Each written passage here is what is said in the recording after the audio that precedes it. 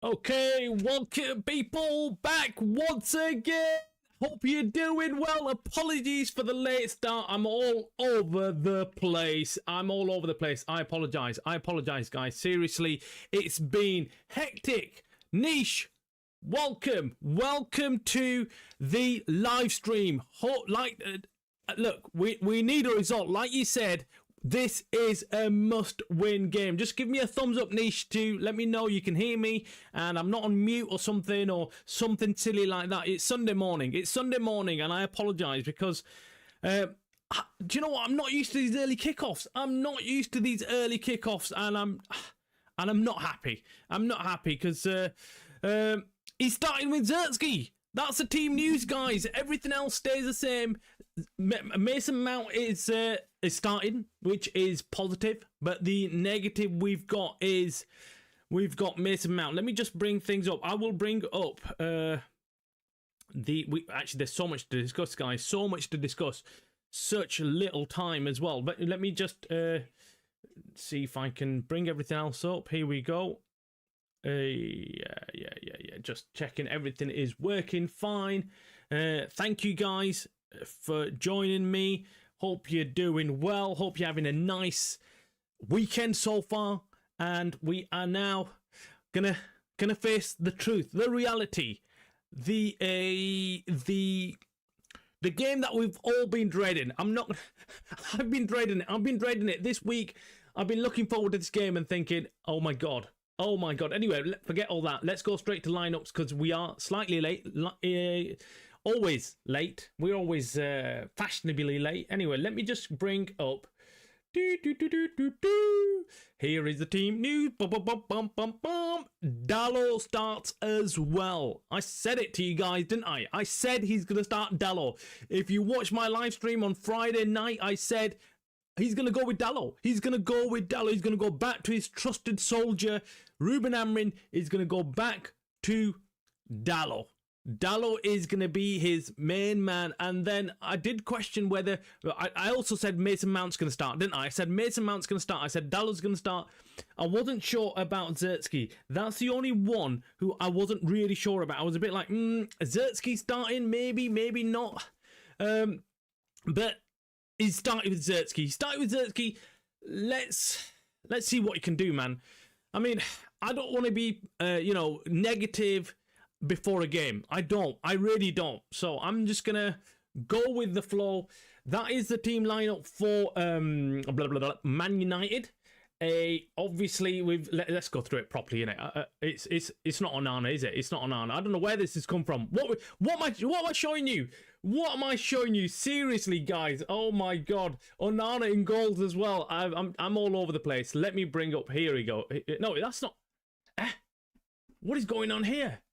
Latest. I need the latest one. Not the other one. Let me actually. I've got the team news here. I'm gonna go back. I'm gonna go to the official Man United. No, I won't actually. Man United official is the layout pretty poor. Anyway, game's not started, by the way. Obviously, guys, we've got plenty of time. Do you know what? I don't like jumping on early because you're just filibustering. You're filibustering and you're just talking rubbish, and you're not really able to do anything. You don't know what's gonna happen. You don't know what's gonna happen, do you? You don't. Anyway, here we go. We've got a nice graphic as well. So thank you to these people who do this. So this is, let me give him heads up, man. Let me give this.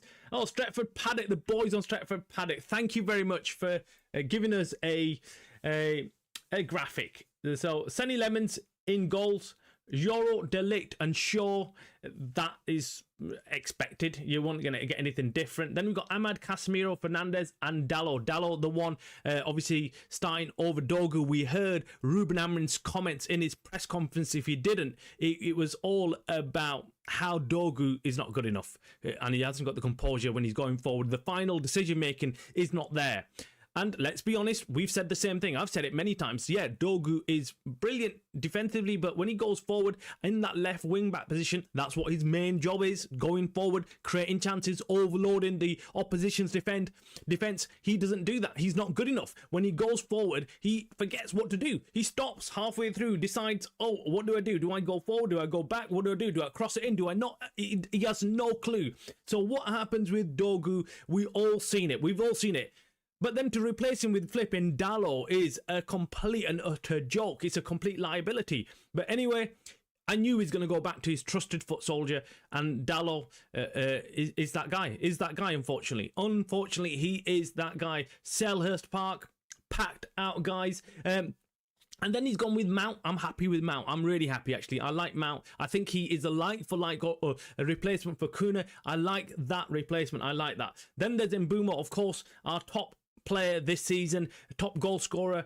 And then we've got Zertsky, who is missing in action, right? Missing in action. Ahmad drops back to that right wing back position where he's done really well this season, to be fair. He's been done really well there, and he overloads with Mbeumo. But this is going to be a very, very difficult game. The players are lining up in the tunnel, guys. Here we go. It's a big one. It's a must win. It's a must win, not only for Man United's chances of securing top four, but let's be honest, Ruben Amorim's future and these players' bloody future. We lie in 12th place, whereas Crystal Palace lie in 6th. Okay, so they're doing pretty well, guys. They're doing pretty well. We are going to be under pressure. We're going to have to make sure that we turn up today. Will we get a response from these players after that dismal performance against Everton? We deserve a response. We demand a response from these shitty players who did not even get a goal past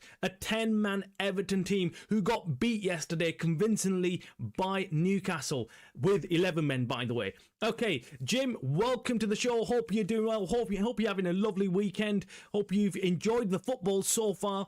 And yeah, this early morning kickoff, I'm not sure what you think of it, guys. I like building up to it, but I also like getting up early in the morning and knowing that, okay, look, we're going to go straight into a game. There's no waiting around. There's no wasting all your day thinking ahead, thinking about, the game, and then you get served up something like what we got served up on Monday night, right? Okay, that was awful. We had all the weekend to watch all these games, and then we were all hyped up about Monday night, and then they gave us that shit, yeah? Absolutely horrendous football. So yeah, maybe this is better for us. Maybe it's quick and fast, isn't it? It's fast. It's judgment comes early. There's no waiting around. We're either gonna do well or we're gonna lose. But this is it. So let's go through the teams of Crystal Palace. So we've got Dean Henderson in goal, Richards, Lacroix, Gui, Monos, Wharton, Kamada, Mitchell, Sarr, Mateta, Pino. Very strong team. Very, very strong team. If Henderson has one of those games against us, which he always does, the arse, he's a nasty piece of work. I swear he hates United with every inch of his body. He hates United, man. He hates us. Then we got Lacroix and Gui, centre backs. Really good. Richards as well. So they're playing exactly the same formation as United, 3-4-3, and. Or 3-4-2-1, whichever one way you want to look at it. But yeah, they're playing with the wing backs, of course, Monos and Mitchell. Wharton, again, a player that we've been looking at very carefully. He's on our shortlist to sign. Let's hope he doesn't have a fantastic game. And then they've got, of course, Mateta, the guy who is like a machine. He is a absolute tank up front. And I said, we should buy him. I was saying to United, go and buy him this summer. Go and buy Mateta. He will be an ideal signing for us. But unfortunately, United thought, allow that. Let's not go and sign another backup striker. United now obviously having to play Zertsky up front. So it's Zertsky leading the line. Then we've got Ahmad and, we've got Mbeumo and Mount just behind him in the number 10s. And then we've got Ahmad, Casemiro, Bruno Fernandes, and we've got Dalot in that midfield position, and then you got our defense, which is unchanged, by the way. Many people thought, even including me, that Leacher might get his first start, but no, it's not. It's still an unchanged defense, which is really weird because Ruben Amorim's the one who changes everything halfway through the game. He brings on all sorts, so it's an interesting one. But I guess yeah, you might as well play the players that are consistent, have been playing, rather than bringing on someone who's just coming back from injury. And Oliver Glasner is on shot now. The players are getting ready for kickoff, guys. It's gonna happen. It's getting there. It is big time. This is the game. These are the games that you kind of wait for, right? These are the games that you look forward to and you want to see. Ruben Amorim looks like Ruben Amorim. Doesn't look too nervous, but it doesn't look too relaxed either. He knows it's a big game. He came out in defiance and in defense of his team, and saying like, look, you know, we just lost one game. We've just lost one game. Calm down. Do not go crazy. It's one game. Doesn't matter. We will go on. Anish says, hi Jim, Dogu isn't a wing back though. That's why we need to go and get we need to go for Dogu is comfortable at left back. Yeah, I agree. Dogu is, man. Dogu's a brilliant defender. You can't take that away from him. He is solid. In reality, who on earth wants to be wing back? Imagine saying to Estavo, you're playing wing back. He'd think you've gone insane. Yeah, anyway, kickoff has commenced, guys. Has started. Here we go. United in the away white kit, guys, and immediately they're on the attack. Immediately that was Dalot he found himself in the penalty area, and it's a throw-in for United in the Crystal Palace half. So straight away it's gone a long ball forward, and straight away United are attacking, and then now they're overloading the Crystal Palace penalty box with all their players, and it's going to be a long throw in by Dalot in, and it comes in, and straight away a chance, guys. Chance. Oh, it's oh my god, how did he do that, man? Henderson, you piece of shit, man. He kept that out for some. How did he do that, man?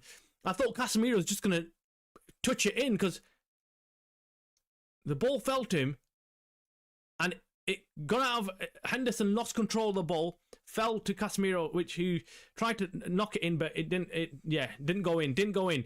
Anyway, let's go again, guys. Man United, I've started lively. I mean, it is the first minute, so let's kind of, not get carried away, but United are closing down. They are aggressive. They're being aggressive. This is it. This is what we need to see. We need to see more of this. But Mateta now trying to pressure De Ligt and get the ball, but he doesn't, and it goes to Sanny Lemons, who thumps it out, and it is back to Crystal Palace, however, who Wharton brings it down, tries to pass it forward, but loses it. It goes to Zertsky, to Casemiro. Casemiro plays it wide to Ahmad, down that right wing-back position, back where he has been playing most of this season. He is now passing it to Lenny Yoro to De Ligt. De Ligt now looking to see who he can get to pass, but he's slowed down a bit. He's slowed the game down a little bit. It's an interesting start, this, guys. Interesting start. I always say to you, in about 3 more minutes, I will be able to tell you whether United are cooking or not in today's game, whether they're up for it or not, because you straight away know. But the first minute or two have been very good, very good. I feel like United are the aggressors, and that's what you want to see. You want to see a bit of aggression. You just want for them to kind of make use of this kind of aggression and something good come of it. But that could have been a very early goal for United immediately. I mean, if Casemiro got that shot off, I mean, Henderson goes for it, completely misses it, and then it kind of lands but doesn't land in front of Casemiro. So Casemiro's like just kind of trying to kick it, but completely miskicks it, and it somehow ends back into the hands of Henderson, and Henderson picks it up, and he's waving at the crowd, shouting, Henderson shit, Henderson stuff. That's what Henderson does, especially against United. Oh yeah. Anyway, Sarr looks like he's gone down with an injury. He's been kicked or something. He'll be back up again. He's not one of those injuries. We have sustained this for 90. Yeah, exactly, Niche. We have to sustain this kind of pressure for 90 minutes, man. We need to. Do you know what? I think Roy Keane said it, which is We need to be awful to play against. Forget all this fancy football and this and that, or scoring crazy goals and fluid football. First of all, the basics. Let's get the basics right. We need to be an awful team to play against. Every time that you see the fixture list and you see United, you want the opposition players to say, "Oh shit, that's going to be a hard day's work." Oh no, we do not want to be playing against them arseholes. That's the type of thing you want. That's the reputation you want. You want a reputation being an awful place to come to or play against. You do not want Sarr's coming off, guys, by the way. It looks like Sarr is coming off. So an early injury, an early change for Glasner. He has to switch things around. Sarr, Ismaila Sarr, of course, a very important player for Crystal Palace. So this is good, man. This is good news for United. Good news for United. Oh my God, it was a save by Henderson, man. It was a save. Casemiro actually got his shot off. Point blank range. I mean, literally less than a meter out, and it was saved by Henderson. They're just showing replay. So they're kicking off again. So Sarr, he's hobbling off. Is he going to come off though? Is he going to come off? I think he's not. I think he's saying no. I'm fine. I'm fine. I just need to walk it off or something. Yeah, run it off. So the sub goes back. Let's see, man. Let's see. Crystal Palace look like the change. Anyway, games, by the way, has kicked off again. Everything's going on. Sarr's off the pitch at the moment, so let's wait and see what happens. I mean, it would be a very Niche says, here we go, guys. Here we go again. We've been given a gift, the sub. We have to capitalize. Yeah, I mean, if Sarr goes off, guys, it would be a very big gift for United again, and United need to capitalize on things like that because. Yeah, you're not gonna. You know, it's like saying one of our key players goes off, right? You're having to change things around. You're having to put on a lesser player maybe as well. So yeah, let's see. Game still playing on, guys. United with a corner. Now I'm ready to watch. Got an early beer to help me watch United at the moment. Oh mate, Jim, yeah, you need quite a few of them. You need quite a few of them to carry on watching United. I'm not going to be. I'm not going to say no to that one. I think you are well entitled to that. United are stressful to watch at the moment. Stressful to watch. So United with the corner, guys. United just kind of doing a bit what Arsenal do, man. They've maybe got something out of their book. So they've all gone off to the back post and then they've ran out. But Henderson punches it out and it gets cleared. So yeah, Sarr still off the pitch, guys. I can't see him having come on. So it's really interesting what's going on with him. Oh, he's back on now, guys. He's back on. Sarr is back on. So that was a close call for Palace, but Palace have kept him back out there. I don't know. He's still hobbling, but I think he'll run it off. When I first saw it, I did think, oh, it's not serious injury. It's not serious injury. He'll be back up again. So yeah, I think lucky for Palace and unlucky for United. But then again, we can't we don't need gifts right now. We need to actually play and win fair and square. I'm sick and tired of United being handed all these possibilities, all these gifts from the refs or Mateta. Oh, he's just done Dalot, man, dirty, and he shoots, and it goes behind the goal. Do you know what? He's just done Dalot dirty there. Mateta, the giant of a player, he's so big. But what does he do, man? Is it Dalot? Is it? Oh, no, it's De Ligt, man. He's done De Ligt. He's just... Oh, it was Ahmad and De Ligt, but he's just huge. He's just huge. He's just huge. He's huge. Oh, man. Seriously, we are... Mateta's second highest goal scorer in the Premier League, by the way, guys. I just know which players to sign, guys. If you go back to the summer transfer window and watch any of my shows, you can hear me pleading, saying, we need Mateta, we need Mateta, we need someone like him to come to United, and he would be a cheap signing. He won't break the bank, and just bring him in. He's a proven Premier League player. He's a good player, decent player. But yeah, United clearly thought, yeah, we'll carry on with what we've got, and he's a handful for defenders. That's what it is. He's a handful for defenders, and I like that. I just, yeah, I like players that. But everyone's, you said Mateta, but everyone was saying no way. Yeah, I know. Do you know what it is? Sometimes you've got to think of the bigger picture, and the bigger picture for me was, what if Sesko gets injured? We've got no other striker. That's that for me. That was my main worry, and that's exactly what's happened in the last couple of weeks or recent weeks. But I knew it's the Premier League. This is going to be difficult for Sesko to come into and remain fit. It's a really difficult league when it comes to physicality as well. So he's bound to pick up a knock here and there.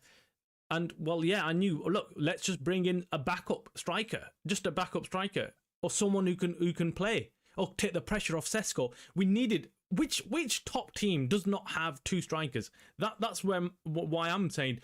We needed a striker. But yes, it's a United with a free kick, by the way, guys. We've got a free kick for United. Bruno Fernandes standing over it. I think he's going to cross it in and get someone to get on the end of it. Zertsky needs. Zertsky's been slightly more central. Oh, Casemiro with another chance. It goes wide. I was going to say, Zertsky, I want to see Zertsky stay up, man. I want to see Zertsky stay up and keep hold of that position. Stay up and stay in central. Stay right in between the two centre-backs. That's what I say. Just stay right in between the two centre-backs, please. Don't do anything else, and I'll be happy with that. Bum, bum, bum, bum, bum, bum, bum. So 11 minutes gone, guys. We are still 0-0. United have started pretty good. I'm not going to lie. I think in the first 10 minutes, I think United have been the better team. More aggressive. Passing has been good as well. Just need to obviously maintain this for 90 minutes. Can we do that is the question, right? It's going to be a difficult task, but we need to score. We need to score. There's no point playing good and not having the scoreline change, right? We need to make sure that we get a goal. Early goal is always a good thing, man. It's always a good thing. And Zertsky, for me, has to play further up on the pitch. Do not come back. Just act like a out-and-out striker. I know it's not in his DNA. He's very much a player who likes dropping back, dropping deep, picking up the ball and getting involved in the play. Not your typical striker, shall we say? Not someone who likes to stick at the on the centre back, ready to run off him and make them runs behind. Not very, not a player like that. I was thinking about this as well, guys. I was thinking maybe this formation that Crystal Palace play, obviously the three at the back as well, might suit United. It might be, it's something that they're not used to, and it might suit them. So let's wait and see how this works out. I think the first 10 minutes or so, United have played really well. They've controlled the game somewhat, but of course, Crystal Palace being the home team, they are going to come into it, and they will obviously come and try and get back on terms with United. So let's see. Crystal Palace with a throwing in here, guys. Shot by Wharton was saved. It was a direct shot, went straight to Sonny Lemons. He wasn't gonna not save that, right?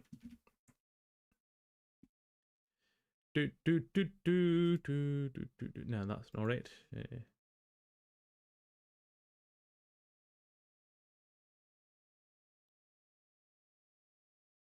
La la la la la.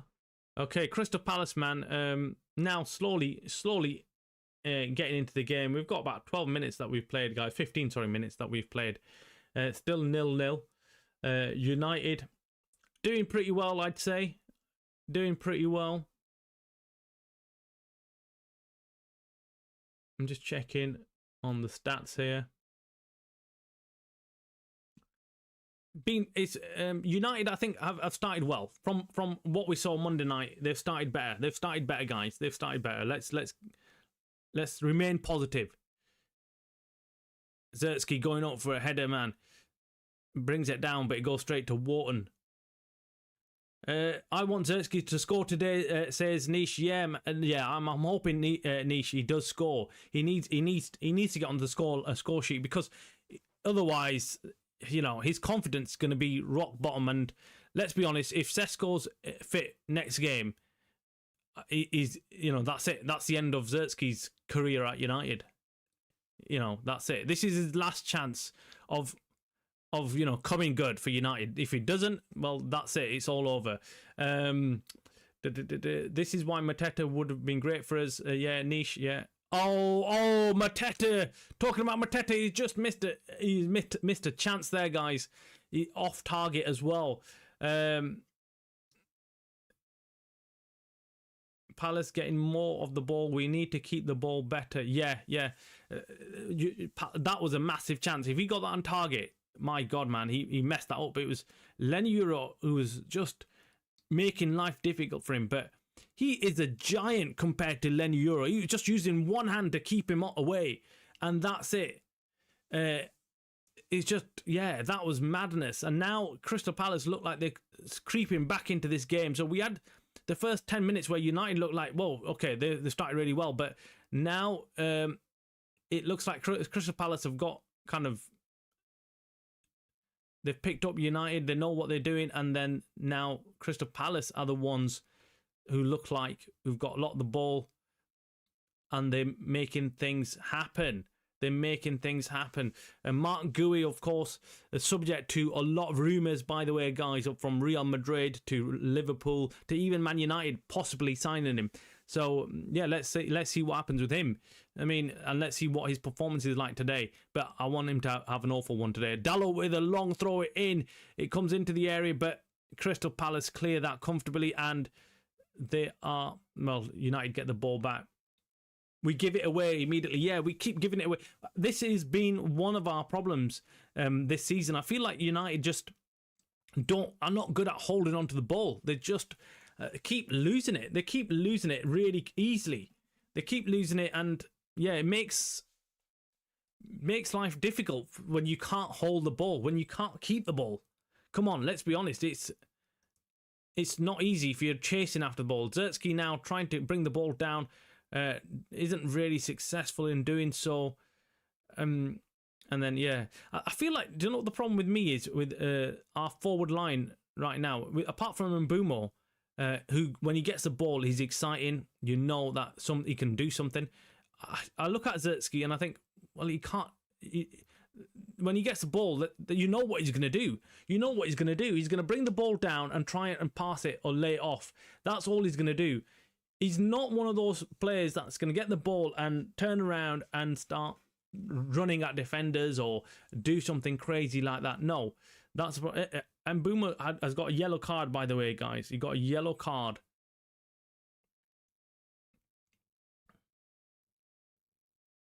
Oh, it's for petulance. It's for just hitting. That's a bit.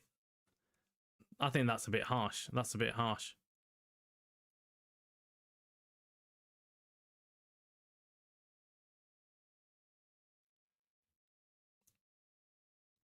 Anyway, Henderson with a free kick now. I don't know whether he didn't get it for the foul. He got it for getting the ball and just throwing it away. That's what he got it for. Anyway, it is a goal kick. No, it's a corner. All right, okay. No, it wasn't. It wasn't a yellow. That was not a yellow.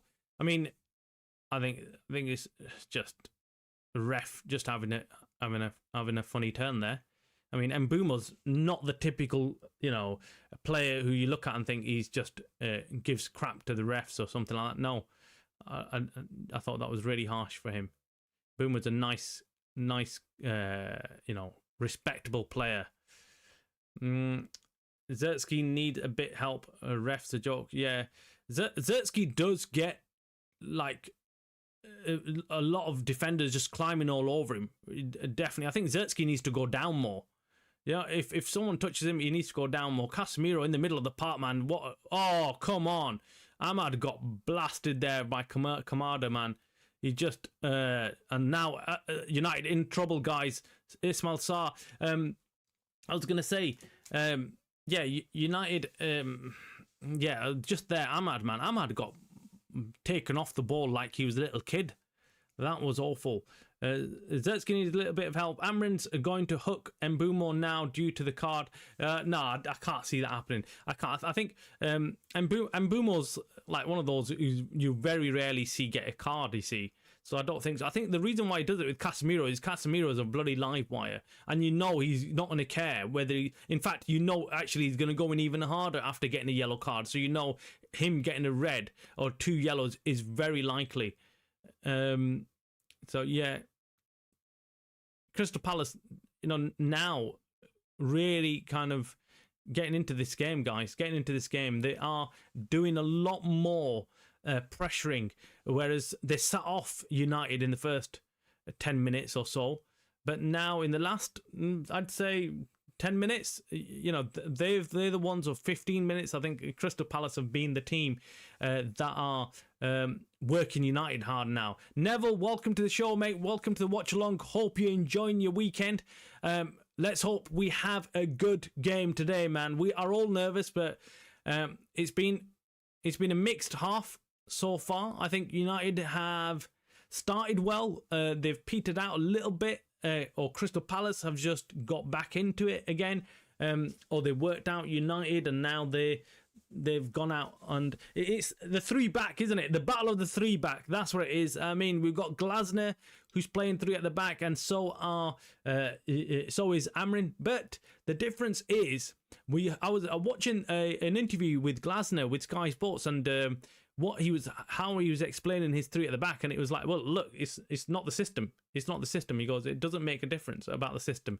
He goes, my players are fluid. I want them to be moving around, doing all sorts. So I don't know whether his way of playing the 3 at the back is more fluid than Ruben Amrin's, because what he was essentially saying is like, I want my players to be playing everywhere. I don't want them to be just sat in that formation or system. That is just the beginning of how they should be playing, or what I want them to be doing, and how I want them to be pressuring the opposition, and how I want them to be attacking. And it's all, for him, it was all about how he wants the team to overload and attack.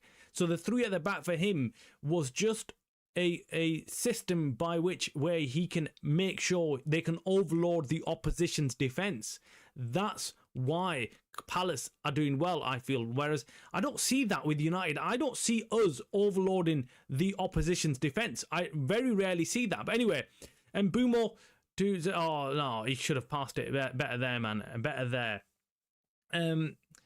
The midfielder worrying me, Donut FC. Yeah, the midfield is just a joke for us, man. It's non-existent. I mean, and it unfortunately is Bruno Fernandes. I'm not gonna, mince my words. Bruno Fernandes is like a little kid playing in that midfield.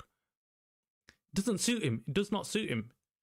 And Casemiro's the only one in that midfield who's doing everything. He's having to, carry the midfield by himself at his age. It's not really possible, hence why he gets brought off very early on in the second half. Anyway, free kick to United. Let's go, United. Come on, positivity. Let's get a bloody goal. Let's win this. Let's have a proper fight, man. I want to fight. I want to see some grit and determination from these players. I want a comeback. I want everyone to come back to, well, that was a blip. The Everton game was a blip for whatever reason. Come on. Mbumo Fernandes over the free kick. Can we get a goal? Poor free kick, man. That was a poor free kick by Mbumo. It was... Oh, man. United need to do better. United need to do better, man. 24 minutes gone. And we're still... Yeah, not doing too well, guys. We're not doing too well. I mean, I would have liked to see a goal, but it's still 0-0. At least we've got that, right? We've got, at least it's 0-0. So let's hope that Casemiro.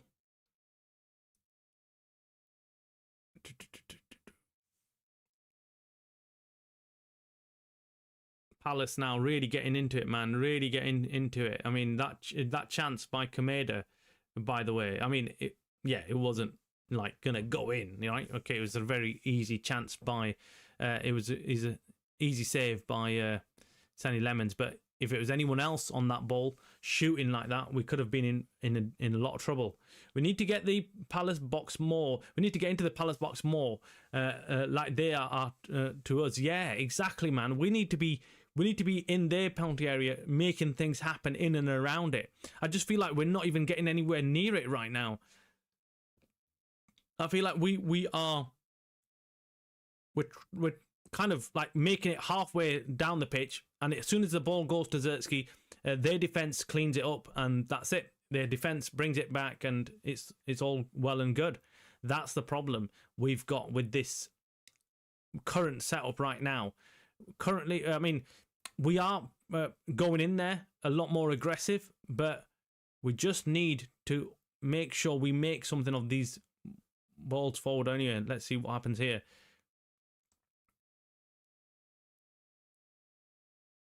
Yeah, we're just not doing much in their penalty area. Not really getting any shots off either. I think they've had a lot more shots, and they've had a lot more shots on target. I think we've had probably one shot on target thus far. Neville says, a solid midfield in January would be such a massive game changer. If they genuinely don't, I'm going to be depressed, because that practically sentences to the best, at the best, like another 8th place finish. Yeah. If we do not bring in reinforcements, we're gonna have issues, man. January is crucial for us. Crucial. Bruno Fernandes gives the ball away to Adam Wharton, talking about midfielders. This is the difference, guys. That is the difference. And oh my word. You know what? Looking back at that this is it. This is it. Bruno Fernandes going forward, yeah, he's good. But anything else you're asking of him, you're just asking for trouble, guys. Asking for trouble, because he's not one of those guys. He's not one of those midfielders who can handle the press or being pressed by other midfielders.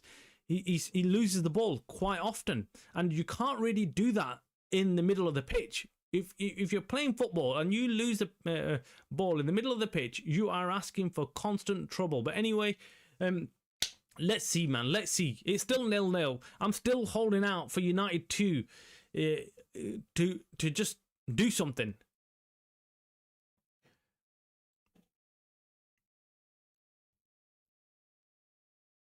Yeah, if not a lot lower. Yeah, I think 8th is being very optimistic. If we do not get a solid midfielder in January, I think we'll be a lot. I think we might end up back down to 15th, around that mark again. I'm not being dramatic. I'm being honest, because if you look around the Premier League and look at the teams that are kicking it right now, Crystal Palace being one of them, Sunderland, Bournemouth, all these teams. We're gonna get pushed further and further down. We're gonna get pushed further down in the league, because there's lots of other teams now, the young pretenders, the new teams that are coming on board and saying, well, look, no, we want to be fighting for Champions League, Nottingham Forest and all these kind of teams right now.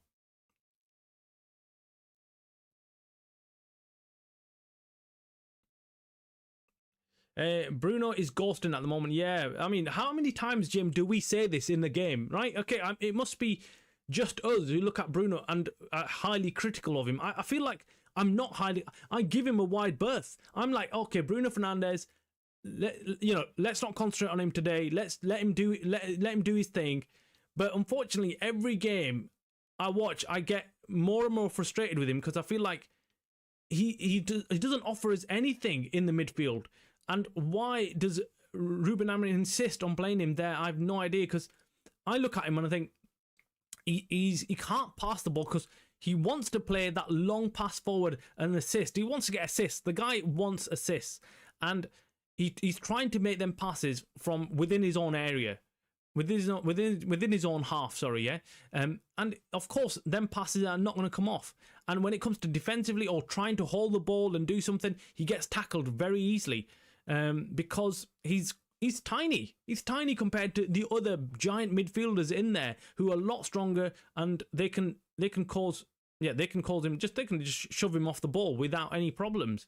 Like, I mean, it's a mismatch with Wharton and Bruno Fernandes. Wharton just looks like a tower next to him, and all Wharton needs to do is just budge him a little bit, and that's it. Bruno Fernandes will go flying, and he'll get the ball. Wharton will get the ball.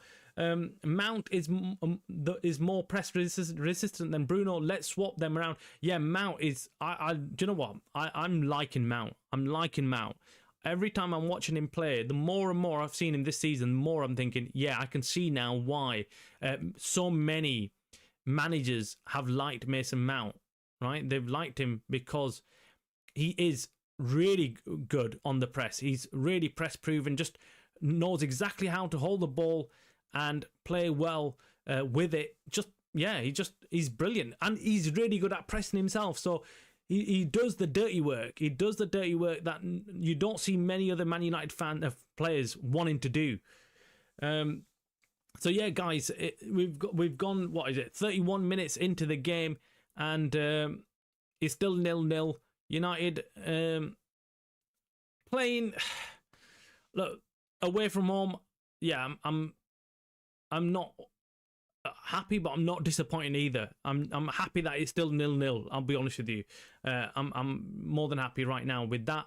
The only problem I'm having right now is that I can't think of any clear United chance apart from that first shot.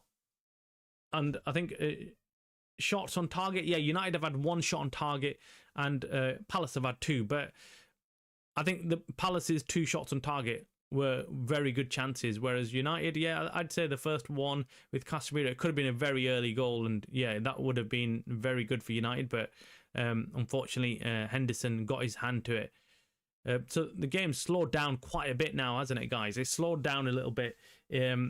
We are kind of reaching a point now where both teams have worked out what each is set up like, what they're going to play like today. To be fair, United have played a lot better than they did against Everton. So, I mean, I don't want to use that as a benchmark, to be honest with you, because, that's like, using complete shit as your benchmark, isn't it? I mean, why would you want to use that performance as your benchmark? Surely you want to use one of United's best performances as a benchmark. Maybe, say, this season Liverpool performance, right? Okay, so, but what's weird is I feel like United are a bit more relaxed away from home. Do you guys see that, or is it just me? Is it me who just sees, oh, pen, guys, pen. Oh my God. Lenny, you're an idiot. You idiot. I told you Mateta's too difficult for these guys to flip and handle, man. Too bloody difficult. What a flipping joke, man. What a joke. Mateta just was toying with Lenny Yoro. He's been doing that all flipping game, man. And he got on the other side of Lenny Yoro, and Lenny Yoro, it was a crap tackle, man. He was nowhere near the ball. I don't know what he was doing. It was so clumsy. So clumsy, man. So stupid. So flipping. It's a joke, man. Why can't these flipping players have a bit of composure, man? Mateta's going to smash this in, man. He's going to forget this. 1-0, man. 1-0. Oh, my God. All that bloody hard work as well, man. All that hard work. All that flipping hard work we've put in. And it goes to a... I don't, do you know what? I don't know what to make of this shit now.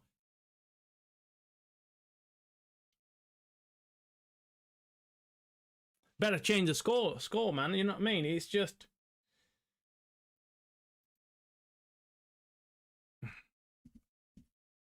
just a joke. These are the little flipping moments that...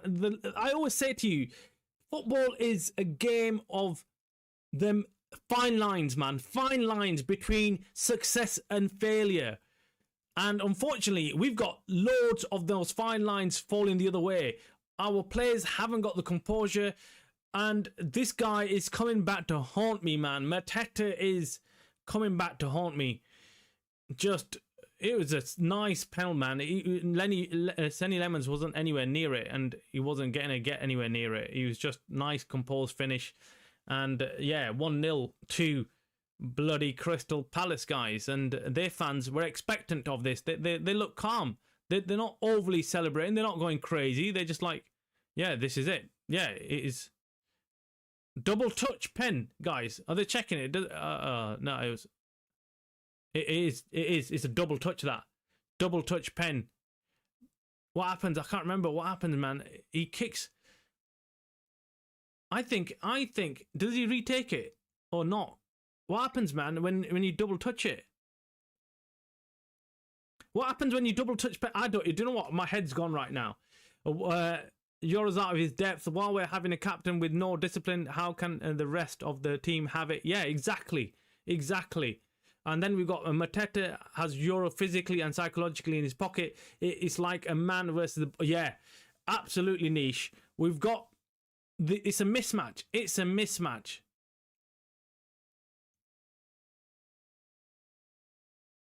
Look, he double touched it there. He double touched on pen, but I don't know what. I think he gets to take it again, doesn't he? He shouldn't, though, should he? He shouldn't be allowed to take it again.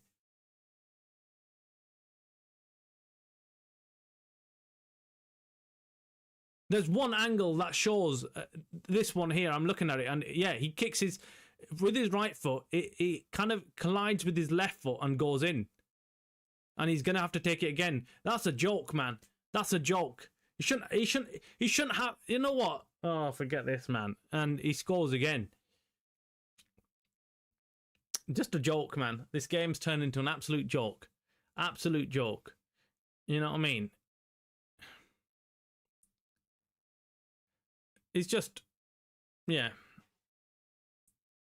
I mean, I've not seen Senny Lemons as a, you know, a specialist penalty stopper, so I don't know, man. I mean, he went the other way, obviously, and Senny Lemons went the way that he thought he's going to go again, because there's always a chance that Mateta goes the same way, but he went the opposite way this time. So yeah, 1-0 down. Do you know what? It hurts. What hurts me is that we've come to this stage, man. We've come to this stage of Man United where we're worried about turning up to Crystal Palace. You know, we're already defeated before we turn up to Crystal Palace. As fans, as players, we're already kind of talking like underdogs. We're just, yeah, we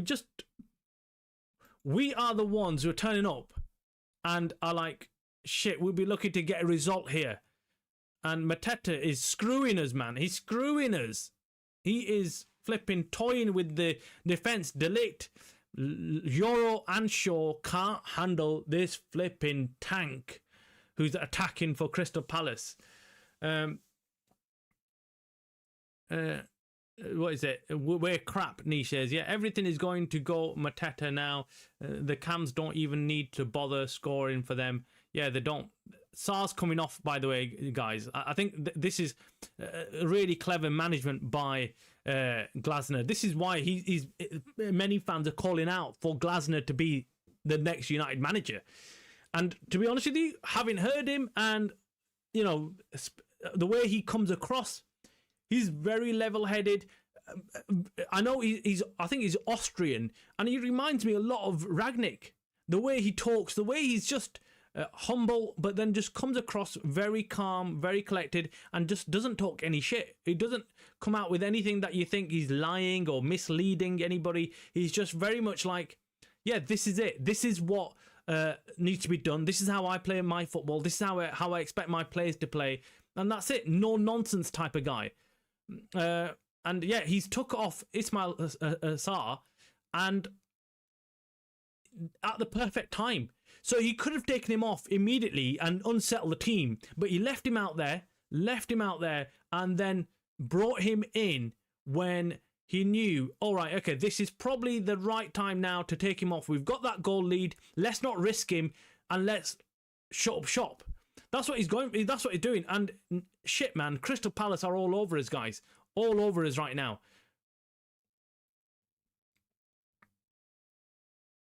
And they're doing exactly what Glasner said they were going to do, which is overload our defense. And they are absolutely. And Mbeumo is defending in our box, guys. That's what we're getting. We're getting our attacking players, both Ahmad and Mbeumo, in their own penalty box defending. Flipping heck, man.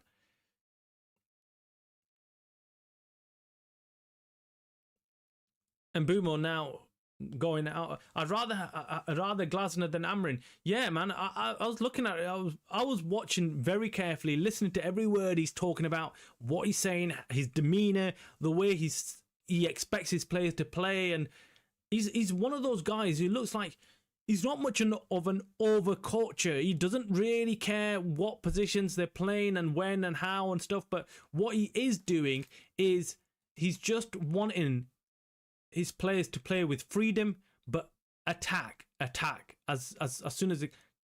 Oh, I thought that was a chance, guys. I thought, do you know who's our most forward player? But I'd love to see the stats of the first half so far, yeah. But I feel like Casemiro is our striker. Zertsky is never. His movement is shit. His movement for a striker is so shit. He does not bother moving up and getting into those positions where the ball could drop. Seriously, this guy, man, this guy is killing us. He's killing us. Anyways, corner kick to United. And Jim says, the way we are at the moment, Glasner would be an idiot to come here. I hate to say, yeah. Dallo, you idiot, man. Dallo, you idiot.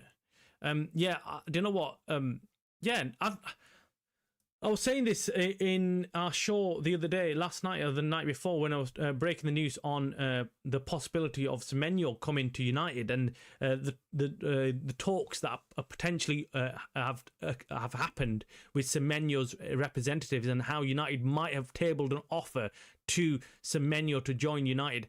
But I'm just thinking, why would you? Why would you join the club right now? I don't get me wrong, I want players to join United. I know we need players to join United. But currently, watching this kind of shit, you're not gonna want to. This is your worst nightmare, to come and play for United. In fact, if all else fails, do you then decide, right, okay, I'll come to United? Because right now, under Ruben Amorim, nothing's working. Nothing is working. And I know he says the right stuff, man. I heard it again in the post-match or pre-match press conference with Ruben Amorim saying this and saying that. And, you know, even then when I listen to him, I'm thinking, yeah, he's saying the right things. But then, I don't know, man. How are these two teams playing the same formation? And how are they getting different results? Because one team looks absolutely sensational going forward, right? They feel like they're just all over us. And the other team, I feel like we're barely making them sweat. Their defenders sweat. Their defenders are like kind of... Their defenders could actually have a cup of tea whilst we're playing and still defend and still keep us out. Their defenders could actually just, yeah, have a cream tea and sit there watching us play our shit in the middle of the pitch and then lose the ball and it goes back to their team. We're not getting into their area enough. He says, put Manu on, move Mount to 9 and Bruno to 10. Yeah, well, yeah, that would be it. That's exactly what I thought might happen this game. I thought he's got a free hit.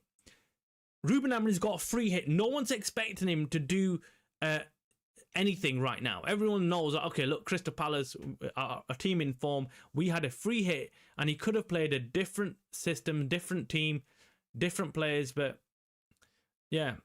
I mean, he's clearly not. I think he was questioned on Bruno Fernandes. No, I mean, on Mainoo. There was a reporter who asked him in his pre-match press conference about Mainoo and how much game time he's going to get, whether he's going to start, whether he's not, and obviously the World Cup occurring and how he wants to play. And Ruben Amorim got a bit pissed. You could see he got a bit angry with the question, and he was like, "Well, look, I've got." All my players want to play because they all got the World Cup, and they all, and so yeah, he's not an exception to this. And yeah, it just kind of it gave you the hint that yeah, he's not gonna be playing Mainoo anytime soon. And same thing with Dogu. He mentioned Dogu saying, "Oh, his decision making is poor, blah blah blah," and you knew immediately he's not going to play him. I knew straight away as soon as he started going off on Dogu, saying that his decision making is poor going forward, blah blah blah. I knew, right, that signals Mason Mount. No, sorry, that signals for Dalot starting. That's what's going to happen. Anyway, sub Zertsky and put on Mbeumo up front. Put Mainoo in Mbeumo's place. Can't be any worse. Yep. Look, for me, Zertsky has to come off. I am so flipping pissed that he started Zertsky. You know what? But I didn't want to say it. I didn't want to say it at the opening of the show and opening of the live stream. I didn't want to kind of be ultra negative immediately and say, look, oh shit, he started Zertsky and this is not good and blah, blah, blah. Because I knew, right, okay, do you know what? Again, we are all fans. We all want to see United do well. No one wants to sit here and say, I want to see United lose 5-0. You know what I mean? No one wants to see that. But you have your question marks. You have your question marks over the team selection. And I certainly did. I was looking at it thinking, Zertsky again? Like after what he did against Everton, which was jack shit, why would you pick that player again? Oh, man. And, well, he's not done anything. He's not done anything to say he is, he's proven his selection and why he's selected.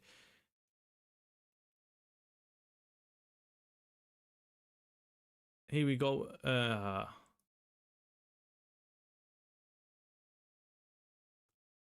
And the other surprising thing is, guys, is Mazraoui as well, man. What is going on? What is going on? We forget Mazraoui's on the bench as well, which is interesting. I'm not saying, look, bring Mazraoui on. I'm just saying, look, there's some players now that are clearly out of favour with Ruben Amorim, and once they fall out of favour, he doesn't pick him again, no matter what. I mean, for me, I would be drastic. Because we're doing so shit. You've got the opportunity to do whatever you want to do. You've got the opportunity to play wherever, however. Me, I would seriously move either Leacher or Mazraoui in the midfield and play them as central defenders. We know Leach has played for Ajax. He's played in the CDM position before, so he's not going to be completely out of position. He will know how to play there. And can you imagine him in the midfield? I mean, the amount of legs he's going to chop, that's what I like to see. I want to see someone just taking everyone out before they even get to the defence. So, yeah, I would, oh my God, guys. Oh my God. That was crazy, man. I wasn't watching there, but that could have been 2-0. Palace countering us, man.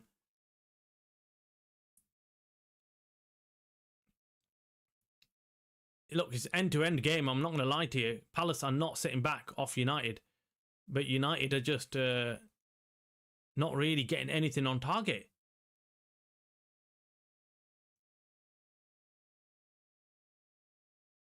We're in injury time, by the way, guys.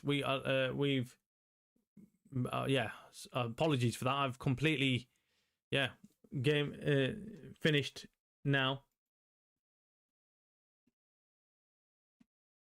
Half time, guys. Half time. 1-0 to Crystal Palace. It looks like it's going to end. Oh man,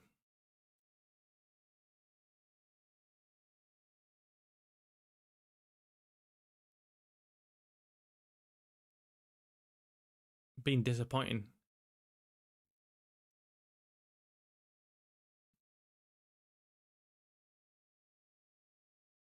Bum, bum. We have these moments in this game where, yeah, United look like they're in control or they look like they're going to do something, and then that's, yeah. And then they just don't. They just don't. They just don't do anything. Oh, this was that chance, guys, where De Ligt slipped, man, and Nikita could have, well, he didn't even get his shot on target because Luke Shaw slid in. Luke Shaw's had a decent game, by the way.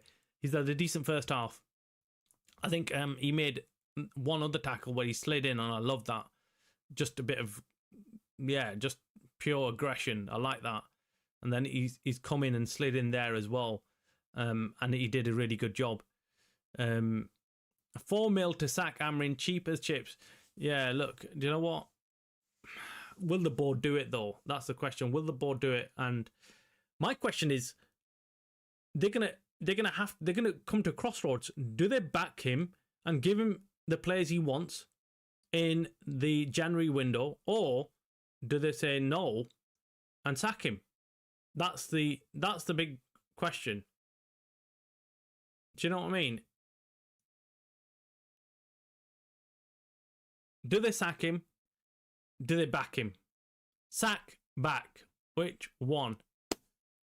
Anyways, guys. It's half time, guys, by the way. Just thought I'd let you know.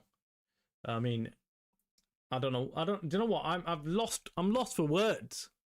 I'm lost for words. I want to sit here and say,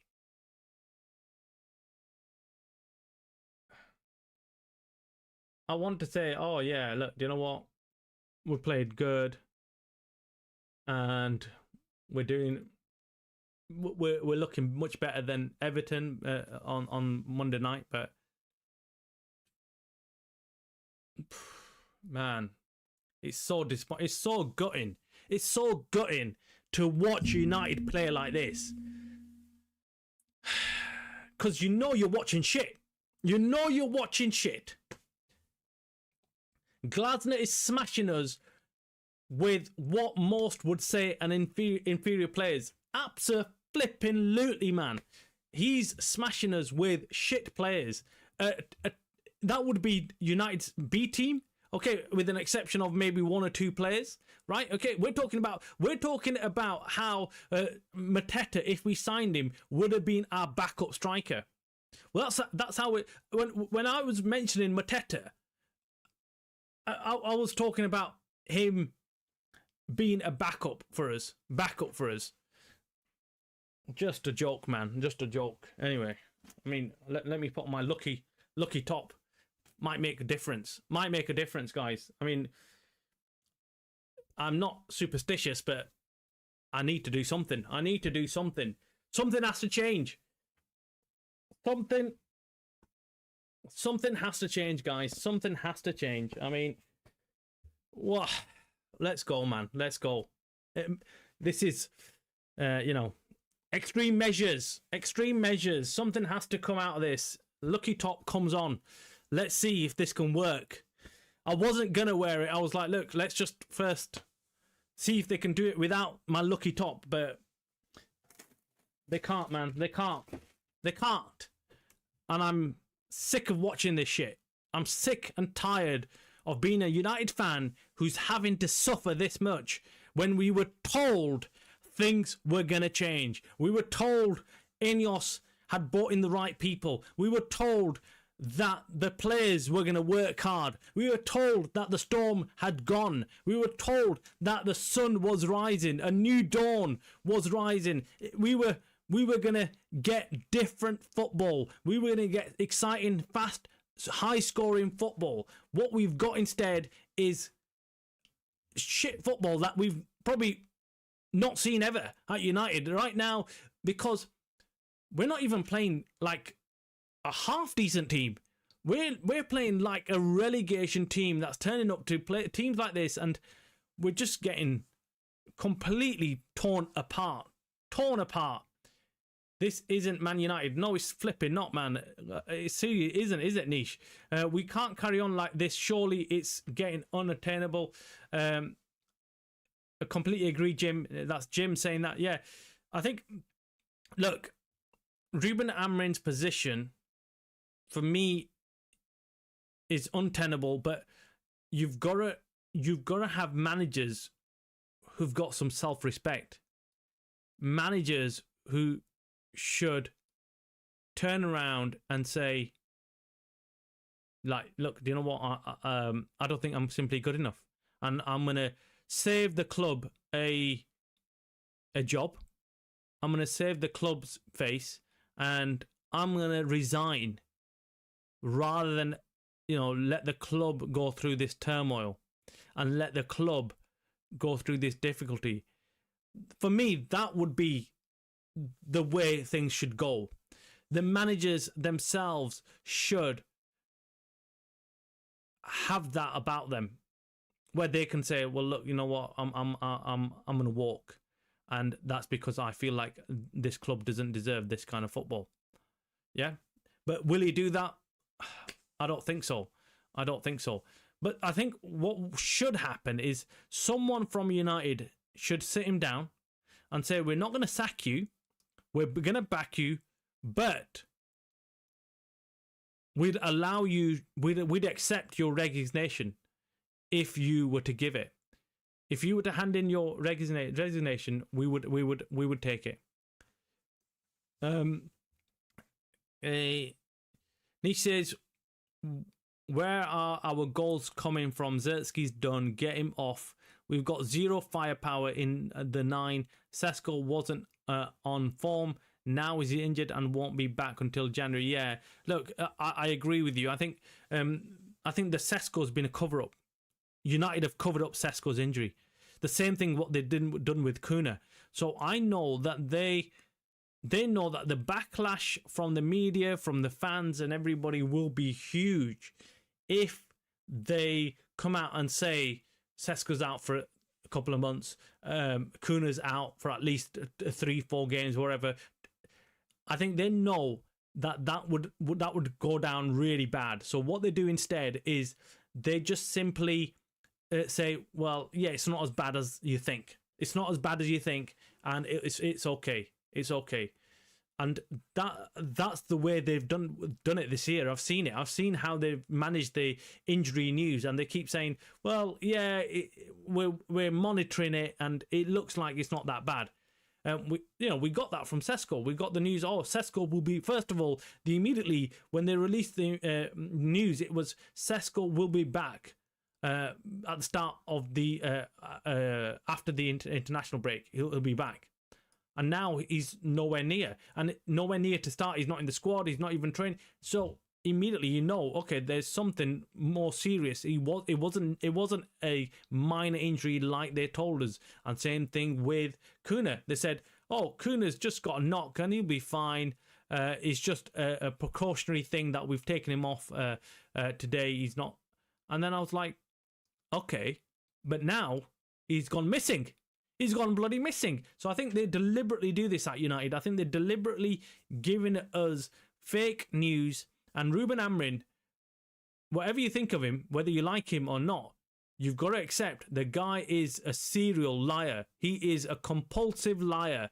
You cannot take Ruben Amorim's word for anything. He comes out with one thing and it's completely the opposite. And I'm not hating on him, by the way. Don't get me wrong. Don't get me where there's people saying, "Oh my God, you're just after Ruben Amorim." I'm not after bloody Ruben Amorim. I am after Ruben Amorim as well. Yeah, F that man. Everything goes out of the window. Forget that. Why should I flip him, back him up? Why should I protect the guy? What's he done for United? What's he flipping done for United apart from talk the talk? And that's all been shit. Do you get it? Talk about, oh, I'm going to come and do this, I'm going to do this, but he's done jack shit. When do we stop? When do we stop listening to his shit? When do we stop getting taken in by him? And I don't care what some fans say. I know fans are like, you get behind your manager and, you need to do this. But seriously, Are you expecting me to get behind this shit? Are you expecting me to be happy with these kind of performances? Are you expecting me to back my manager for giving me what he gave against Everton? And then what we're seeing today against a Crystal Palace team, like Niche says, we wouldn't even take any of their players, bar one or two, right? They'd be our B team, but we're expected to back this team and say, right, okay, no, this is brilliant. This is great football. Sandil, welcome to the show. Hope you're doing well. Hope you're having a good weekend. You didn't even come on and give me your predictions, man. I needed you on. I needed you on to kind of save me the headache of this game. The game is 50-50, guys. We're not going to lose. I think Shaw just got Leacher position, that sliding block. And so so it's positive from you, man. Let's see, man. Let's see if you are right. You were right against about the Everton game. Let's see if you're right about today's game. I hope you are. I hope you are. I mean, that's some positivity coming from you. But for me, I'm worried because I can't see where the goal's going to come from. Like Niche said, I can't see with Zertsky on the pitch where our goal is going to come from. Well, the most threatening player for United has been Casemiro. Casemiro looks like the guy who might be going and getting a goal for us. And it's not Zertsky, not the guy who's meant to be. I mean, he's gone missing. He goes missing in this game. But for me, I really can't see where the goal's going to come from, and that's where I'm worried. I'm worried where obviously you're saying it's we're not going to lose, but I'm saying we're 1-0 down. We're 1-0 down, and we don't know where the next goal's going to come from. In fact, if I was to hedge my bets on who's going to score the next goal, which team, you'd probably put it on Crystal Palace. You'd probably say that Crystal Palace are the most likely team to go and score another goal. I'm hoping not. I'm hoping United can come out and do something. I mean, my question is, would we be happy with a draw? Would we be happy with getting a draw and walking off? Or would do we need more? Do we need more from this game? Yeah. Nick says 50-50, not seeing it. Yeah, I'm not either. I'm hoping Sandil's right though. Sandil's on point half the time, but he was on point on the game against Everton. But I just looking at it right now. I'm looking at it thinking, shit, we don't look like we're gonna get a goal. We don't look like we're gonna come back into this game. And will Crystal Palace let us back in again? You know, that's my worry. I just look at it and think Crystal Palace just seem like a team that know how to combat United, man. And how many times have we said that? How many times have we said that teams find it easy to play against United? Teams, and today has been probably, you could argue, we've been slightly better when it comes to aggression. Luke Shaw, who's been one of those players who I've liked to see this game. He's gone in there hard, got stuck in. I like that. Jim says, besides a midfielder in January, we need an experienced striker, not another 20 or 22-year-old inexperienced striker, no matter his age. Yep. We thought there was lots of goals in Mbeumo and Kuna, and yeah, there are, but we still need a striker. We still need someone who occupies the defences and then allows space to open up for Mbeumo and Kuna to go and do the damage, if that's where our goals are going to come from, if that's the way we want to play. But for me, you still need an out-and-out striker who's a threat to any team. And without that, I just think you're just letting the centre-backs off the hook. You're just allowing them to do whatever. So, yeah, for me, I've been saying it, and I keep saying it. We needed a experienced striker. We didn't get one, and that is where we are suffering now as a result, because Sesko's injured. And Sesko's never going to come in to the Premier League and start scoring goals. It would have been highly unlikely. And I knew it. I knew straight away. I thought, look, we're going to do what we did to Højlund with Sesko. We're going to drop him in the deep end and expect him to perform and expect him to score and do everything that's possible as a striker. But he's going to crumble under the pressure. And that's exactly what we're doing. We just kind of rinse and repeat the same shit. And then we criticise players for not doing well at United. Pressure at United. We keep getting told by so many ex-United players, oh, the pressure at United is different to any other club. The pressure at United is completely different. So then why do we keep on doing the same thing by throwing the players in the deep end, new players, and actually relying on them, relying on the new players to get us out of shit? That's what we do with Mbeumo. That's what we're doing with Kuna. That's what we're doing with Sesko. We're asking them to take us out of the shithole. And they're having to carry the team. They're having to carry these shit players who are playing for United and have been playing for years, and no one's bothered getting rid of them. Nobody. Why is Bruno Fernandes still at the flipping club if he's this shit? Why? When we could sell him for shitloads of money and make that money. And why are we even thinking or considering offering Casemiro a new contract? F that. Get him out of here.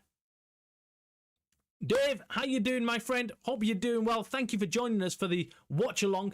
Hopefully we can watch the second half together and see some improvement. But as you can tell from my mood and from everybody else in the chat, we're not happy. We're not happy. And I hope you don't disagree with us.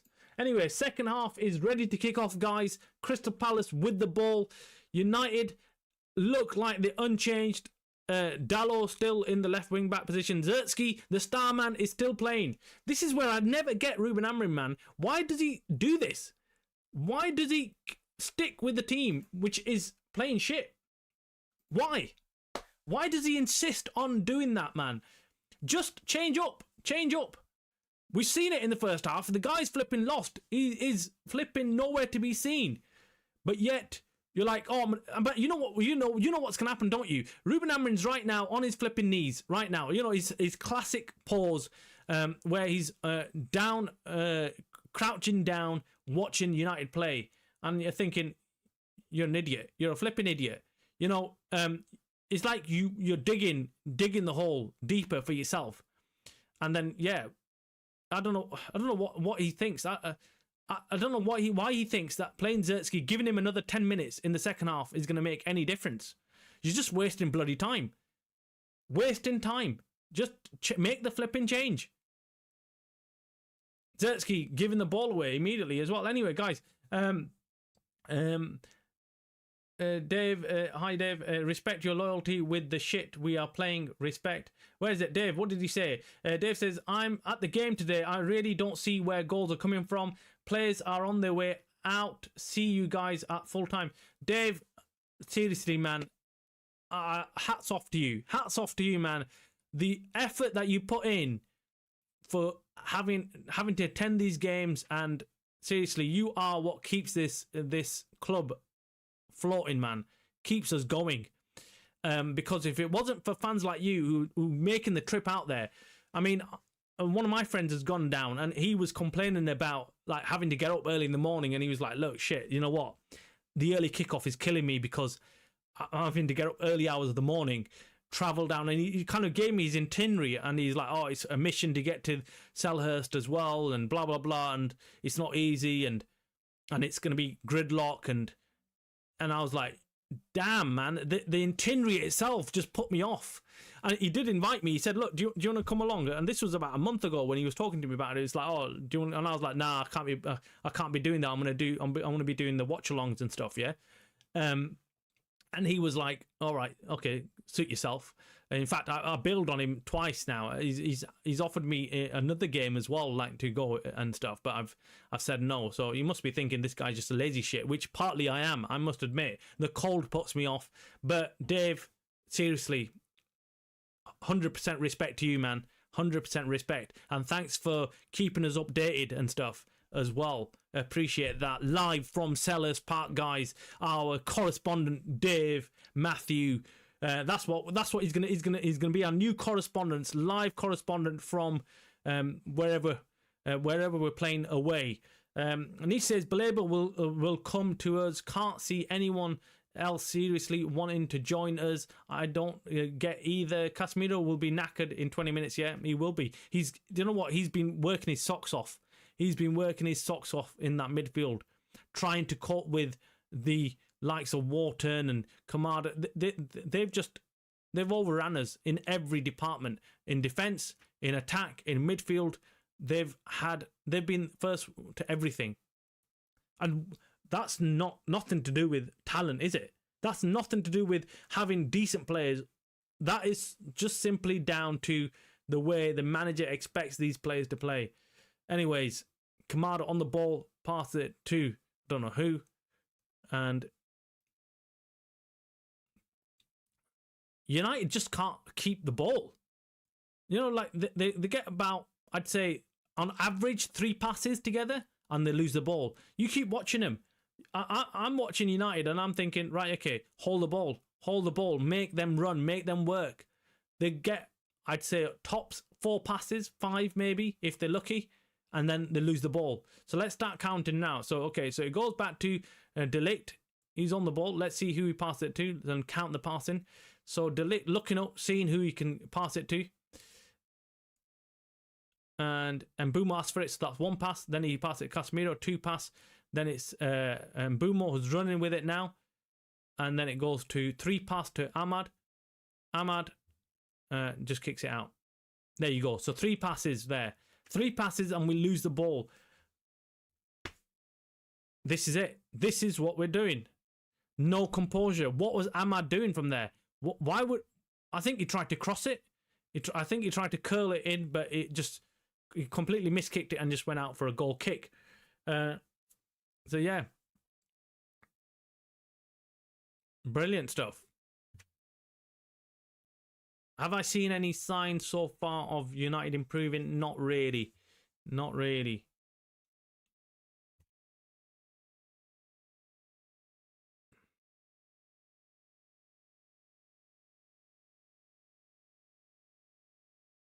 De Ligt. I mean, even De Ligt, who normally is a big guy, he's a big defender. He looks tiny compared to Mateta, man. Mateta flipping now. He's like a bodybuilder in there with his tight t-shirt just stuck to him and tight shorts as well. This guy's funny, man. He's got a funny look to him with this kit. He's just funny. Anyway.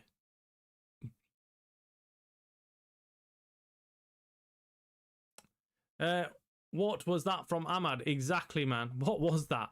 That was just... It comes back to the players and composure. It just comes back to making the right choices.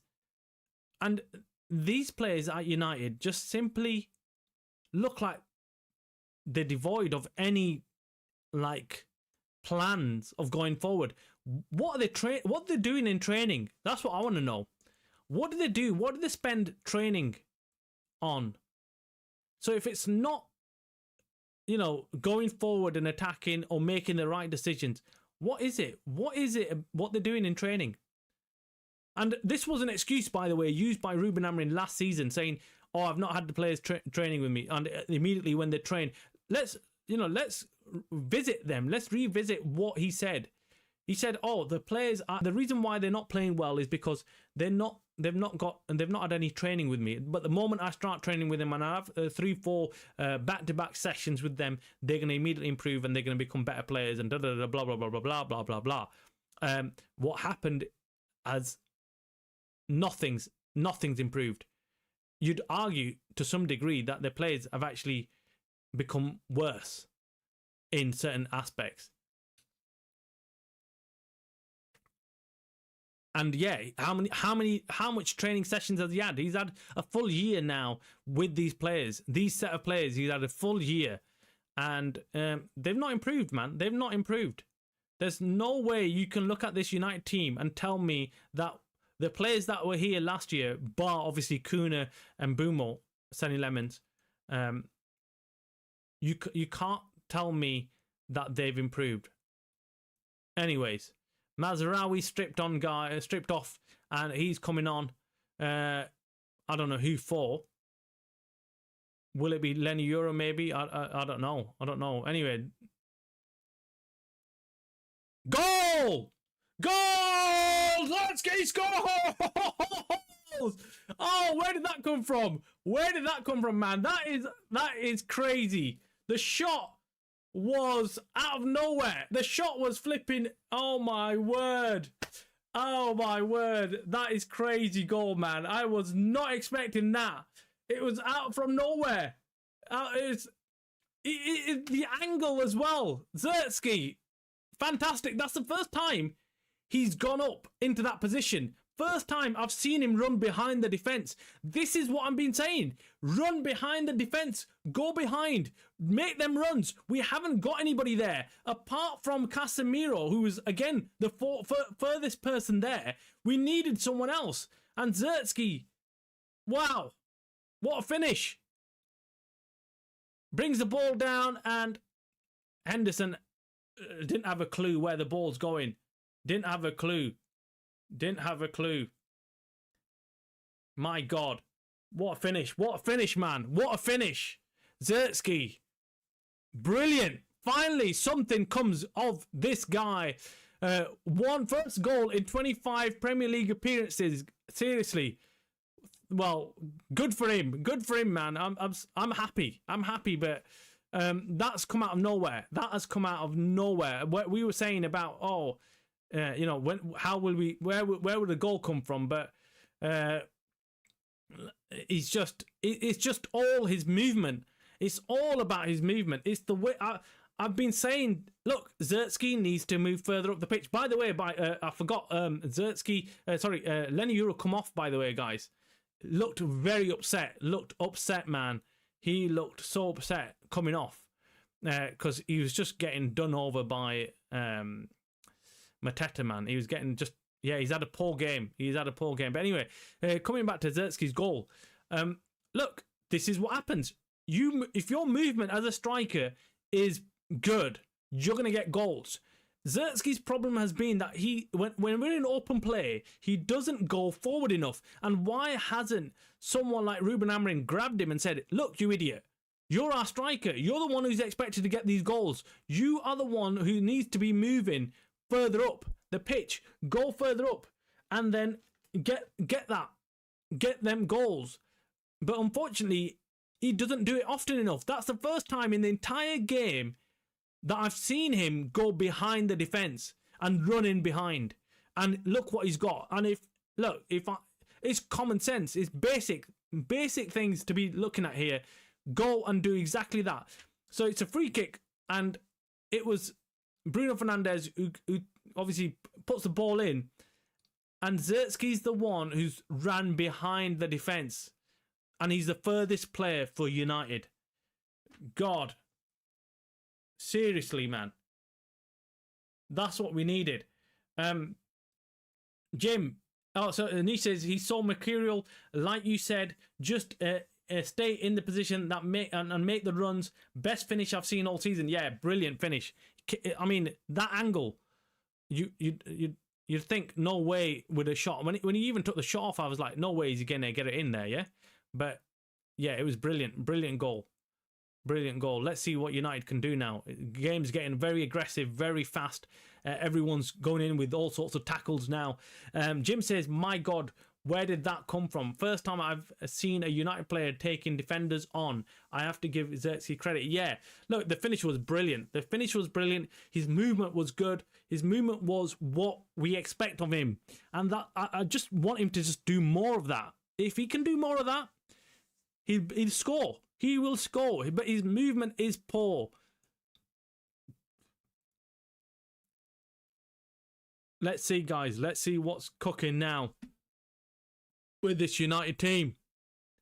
Let's go.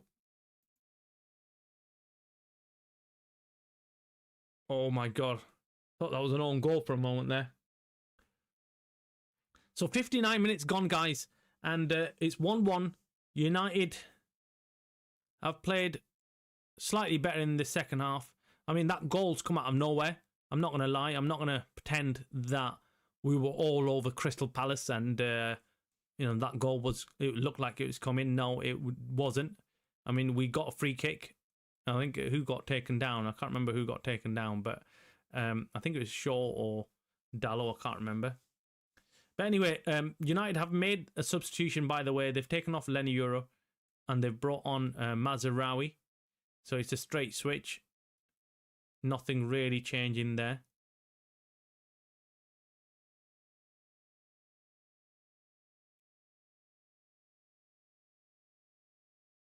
Offside, yeah.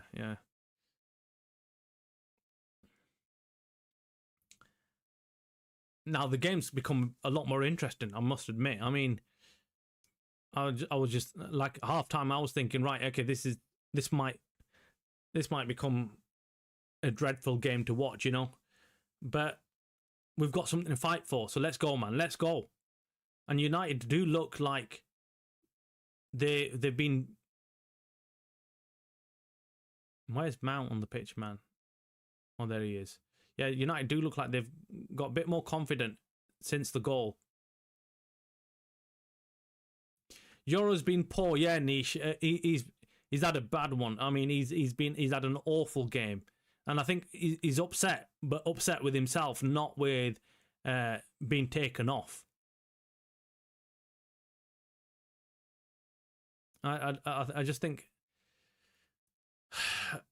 he's not very a physical type of defender. He's not a physical type centre back. He's quite an elegant type of defender. You know, he likes to put his tackle in, but very very smooth, classy type of defender.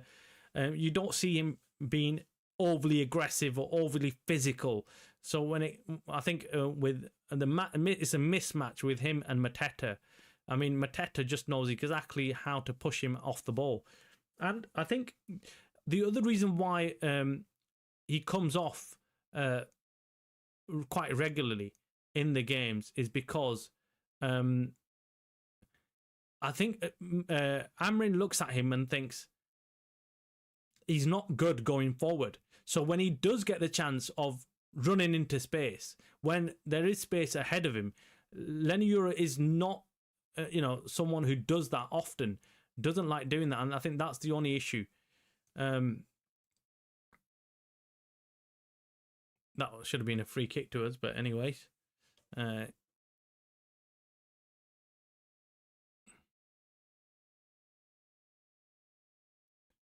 Games are quite in the balance now, guys. It is in the balance. So Sandil, if you're still watching, my God, man, this guy he's been on point on half of these things. Euro is poor. I say let's sell Euro.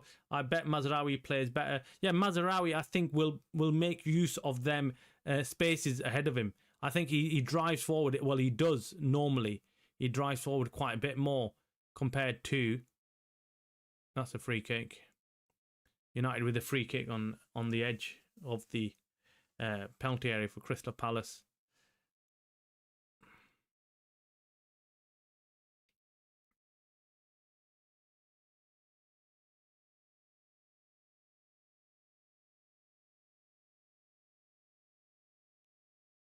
Yeah, that was a free kick on Dalot. A foul on Dalot by Mark Gui. I'm just re-watching the replays of that and stuff. But yeah, this has turned into a bit of a edgy game, guys. It's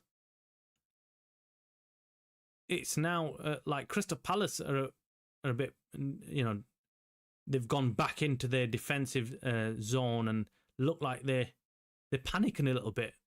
So it's really interesting. This has become a game of two halves. Let's see, man. Have I changed the scoreline? I haven't even changed the scoreline. Why do I do such things? Yeah! 2 goals! Get in there! Get in there! Now we are cooking! Woo! Woo-hoo! Oh, I'm buzzing! Why did you see the? Oh my God! I'm thinking to myself, I'm changing the scoreline, right? And I'm thinking, oh, I wish I could do it 2-2, right? I wish I could do it to 2. Mason Mount, take a bow. What a goal. What a flipping goal. OMG. OMG. OMG. OMG. Come on, United. Yeah. Mason Mount, come on, boy. You are the boy. You're the man. You're the man. Love it. Love it. Take a bow, my son. Take a bow. What a goal. What a flipping free kick. No one saw that coming. No one. I literally before the free kick, I was saying, I don't know why. Something feels different. Something feels different. That's what it is. That's what it is. That's what it feels different. United back on top. Crystal Palace don't have a clue, man. They don't know what's going on. But come on, calm down, Travis. Calm down. We need to take it easy. Take it easy, right? Okay. Back to watch along. Need to calm down. Guys. Neville, he is back. We're doing it, lads. Right, come on, calm down. We need to see this. We need to be professional, right? Ahmad. Oh, I swear, guys, I was changing the scoreline. It was 1-0 on the scoreboard, and I was like, oh, do you know what? I forgot to change it to 1-1. And I was just sat there, and just that very moment, I thought, oh, I wish I could change it to 2-1. Wouldn't that be nice? And boom, I see celebrations going on, and I'm like, oh, no way. Brilliant finish, by the way. Oh my, guys, United are cooking, man. United look like they're threatening again. So Glasner's losing his shit on the sidelines, guys. Glasner's losing his shit on the sideline. He's going crazy. I'm trying to stay calm, by the way. Let's not. I'm shocked at the turnaround so far, guys.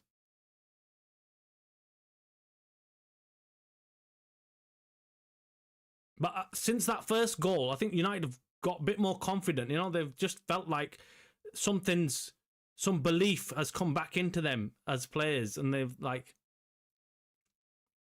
and obviously goals make a difference, guys. Obviously goals make you feel.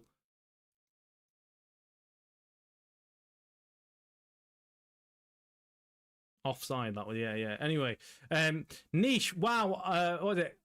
Neville says I'm ecstatic as well, and just had to have the same words with myself, Travis, mate. It's not over yet, but my God, this will be a massive win. Oh, it will be, man. It will be massive, Neville.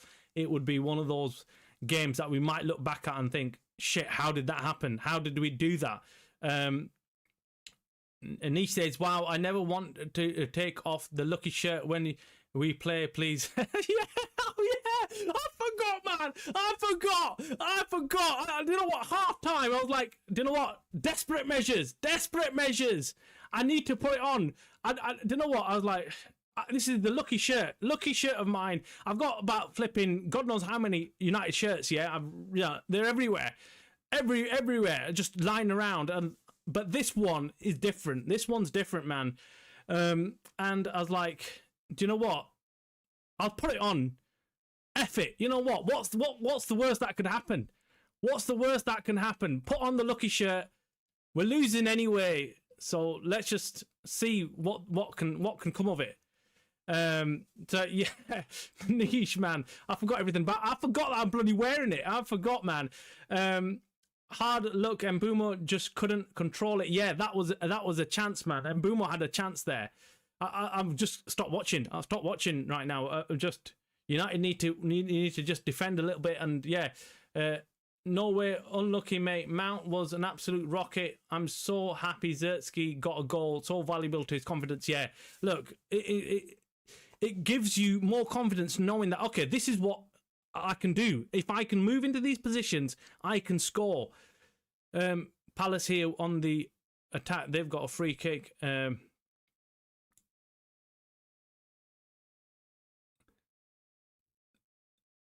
Let's just wait and see, man. This is the test now. This is the test. The test is, can United see out the game? Right? This is it. And Ratcliffe owes you some money, Travis. Yeah. At this point. Oh, yeah, he does. He does. It's not a replica either. It's a proper shirt, man. I've paid out for this one. I don't pay out for all of them, I must admit, but this one I did. Yeah, United. Look, this is exciting stuff, guys. Yeah. Palace are you saying rattled? Rankled? Jim. Because I'm looking at it thinking Palace are shell shocked. They are. They don't fully understand how the game's turned on its head.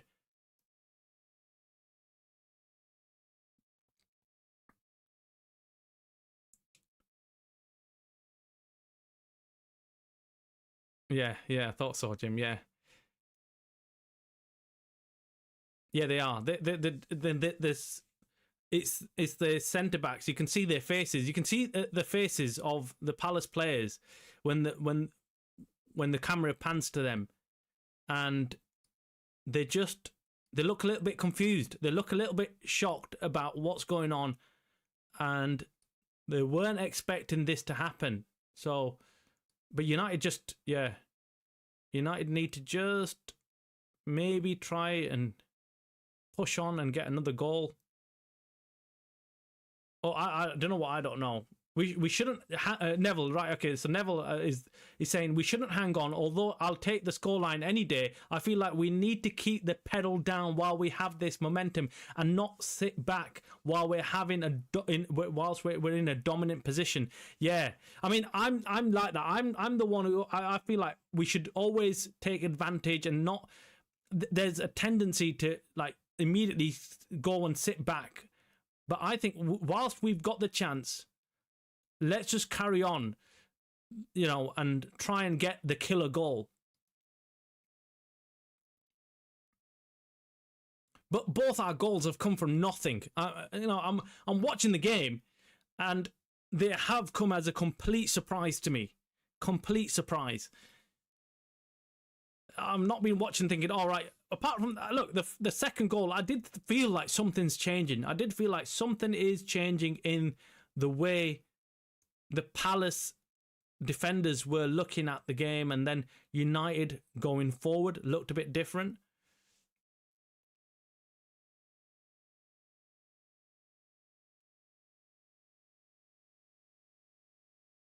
Yeah, I'd take the scoreline as well, Neville. You're saying Neville says I'd absolutely would take the result.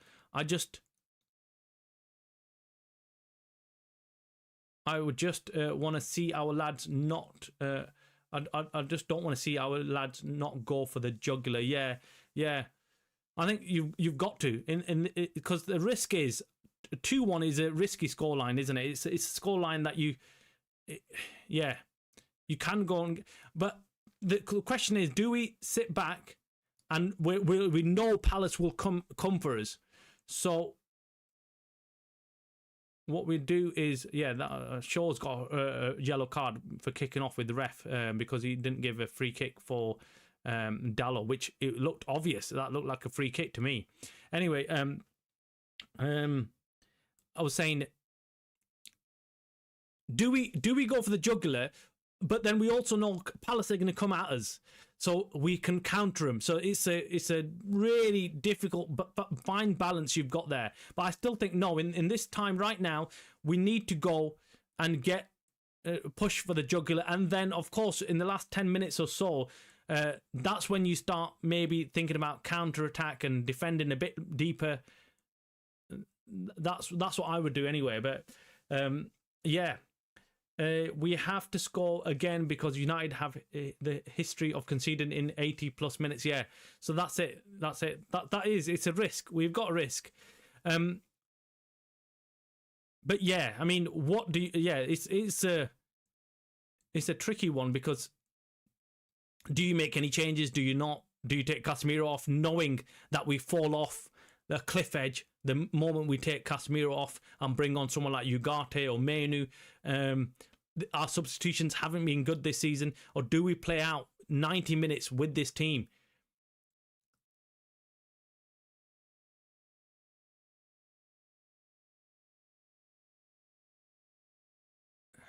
Yes. Oh,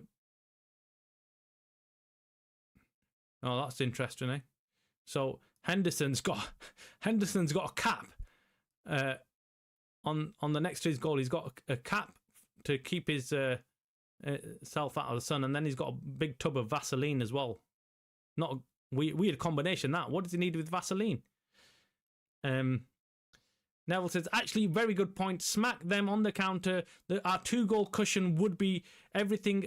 And Jim, that's my exact worry. I wouldn't sit back and defend for another 15 minutes or so. Another goal would be everything. Yeah, another goal would be. I mean, for me, I'd want to go for another goal, but we've got Mark Gui, by the way, has just been given a yellow card, foul on Mazraoui, just held him back. They're rattled, guys. They are rattled. Something not right about Crystal Palace right now. They are struggling for whatever reason.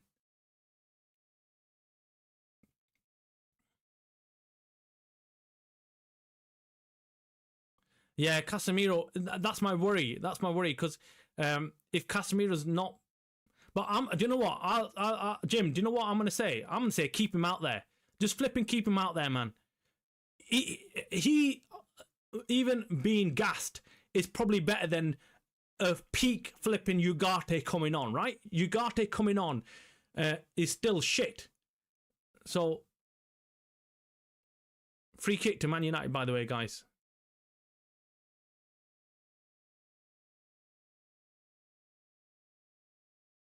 Oh, Dalot, man. Okay, Neville says Henderson and his cap is kind of iconic. I've got to give it to him. He had me worried before being ex-United. I felt like Hendo would do everything in his power to keep a clean sheet. Yeah, he normally does, but he's having an off day. He did that free kick from Mason Mount. Some argument as to he was to blame for it. You know, he moved out of position, but I think the wall crumbled. The wall just didn't do its job. So yeah, keep Cass on at all costs. Yeah, I say that, Nisha. I'm saying forget it. Laughing my ass off. A knackered Casemiro is certainly better than ready to go Ugarte. Agree. A new CDM would do wonders. Yeah, he would do wonders. But I'm just thinking, fuck it. You know what I mean? We need to keep these guys out there. We need to flip in play to our strengths, and we know. Oh, man. I thought that was another goal coming up. And Mbeumo with a shot, man. Mbeumo got to the ball. Then Zertsky and Mbeumo both got in each other's way. But, it was a difficult chance from there.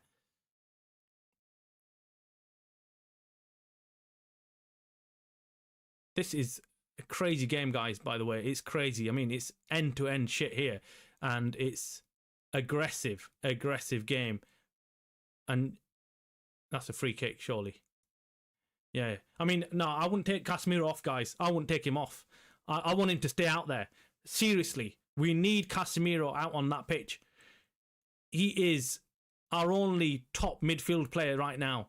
And please, Ruben Amorim, whatever you do, just keep him out on the pitch. Give him an extra day off during the week. That's what I say. Give him tomorrow off and the day off and the day after that, and just rest him. But make him stay out on the pitch. We need him. Wharton, by the way, is coming off, guys. Yes, Adam Wharton coming off for Crystal Palace. That tells you a lot about Crystal Palace right now. They're bringing on some more players. They're bringing on 2 new players, some fresh legs. So Pino and Wharton have come off. So they're bringing on one attacking player, Uche, and Hughes is coming on as well. if this club gets Declan Rice, Caicedo, KDB, then we are making huge strides. But considering Bruno has adapted to this position, got to give him some props. He's improved. Yeah, Neville, I still feel like we need two out-and-out midfielders, man. It'd be what's needed. We all know what we need. It's not even debatable now. And then Neville says, just wished we had a little bit more discipline positionally and trust his teammates more. Yeah, I mean, positionally is where the problem lies. I think he does more damage up forward. That's what it is. I just feel like even if you asked him what his position would be, fewest goals from this, yeah. I think even if you asked him what his favourite position would be, he would say, look, I don't want to be playing further back. I want to be playing right where you can cook, in that cam position, just a fluid role, give him the freedom to move back and forward.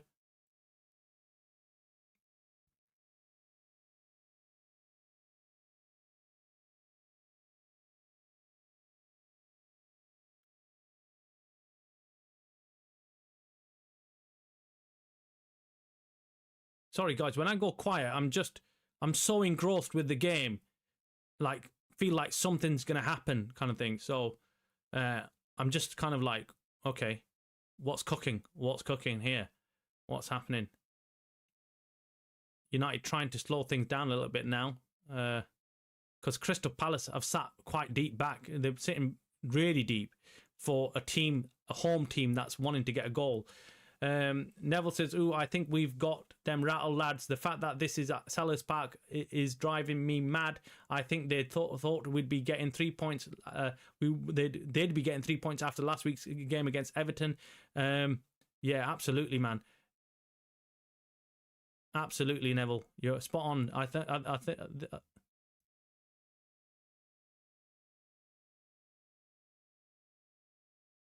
Oh, well done, Mazraoui. Well done.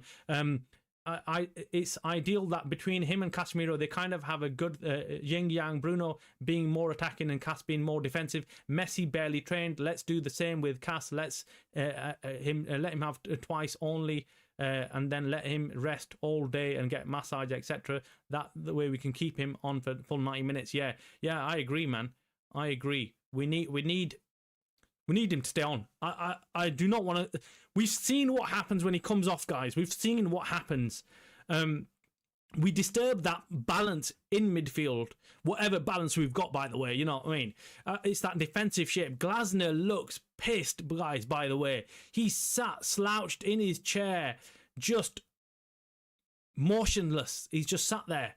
He's out of ideas or what? I have no idea. He looks like he's given up. He looks that pissed.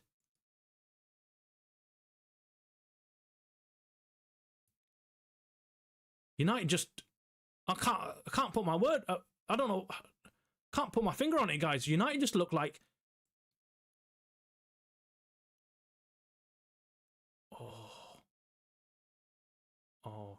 corner. United look like, they just look like a different flipping team, guys.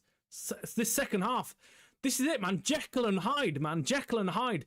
They look like a team, just, yeah, passing is on point. The attacking's on point. Leacher's coming on, guys. Leacher is coming on. Welcome back, my son. This is what we needed. This is what we needed. Leacher coming on. Oh, my God. Am I happy to see this guy return to United. The Butcher, once again. And, I mean, Luke Shaw's coming off, man. And Luke Shaw, what a game he's had. What a game. Seriously. I've been critical of Luke Shaw many games, but today the guy has given 110%, and his tackling has been on point. He's just been aggressive, exactly what you want to see in your players, man. So really well done to Luke Shaw. And I would have said that even if I didn't have the scoreline that we have right now. All right, what was that, man?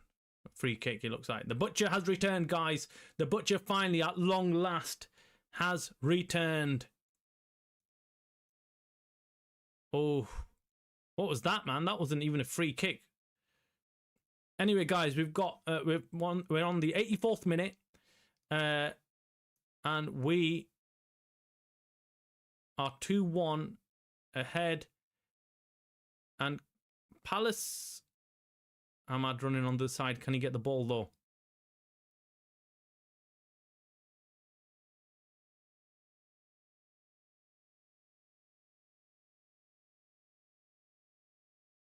Oh, Zertsky, finally, man. I'm seeing Zertsky play further up the pitch. That's the first time. I swear I've not seen Zertsky in that position in the first half one bit. But right now, he's in between the two centre-backs. Stood bang on in between both of them.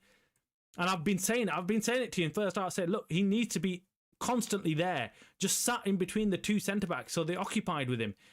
And they don't know what else to do. They can't do anything but sit with him. And Glasner's Crystal Palace are throwing on more players now, 2 more players stripped off and ready to go.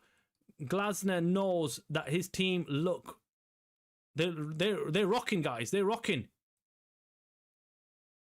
Oh, Mbeumo, Brian Mbeumo. Neville says, I'm beaming from ear to ear over Leacher coming back. Props does not go to show, does need to go to show he's been consistent, but still don't like the fact that he's only consistent for us if there's a potential England call-up. Yeah, there are question marks over entire team, by the way. I'm not going to let them off the hook. They still, need to tell us why they're inconsistent.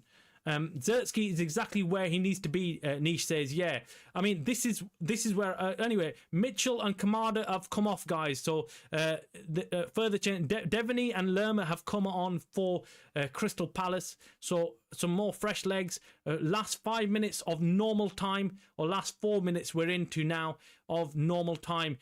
Man United haven't made any changes really, apart from Leacher coming on and Mazraoui. So the defence has been slightly shifted up, but other than that, United going forward haven't made any changes to the attacking lineup. Neither have they made any changes to the midfield. Casemiro is still out there, guys. He's still out there. He's gone over his allocated time. Cinderella. We should call him Cinderella. Cinderella is still out there, and he's still playing. I mean, Cinderella had that cut-off point at 12 o'clock, and if she didn't get back before then, or didn't leave the ball, she would lose all her dress and magical stuff. Well, that's what Casemiro has been playing like for us this season.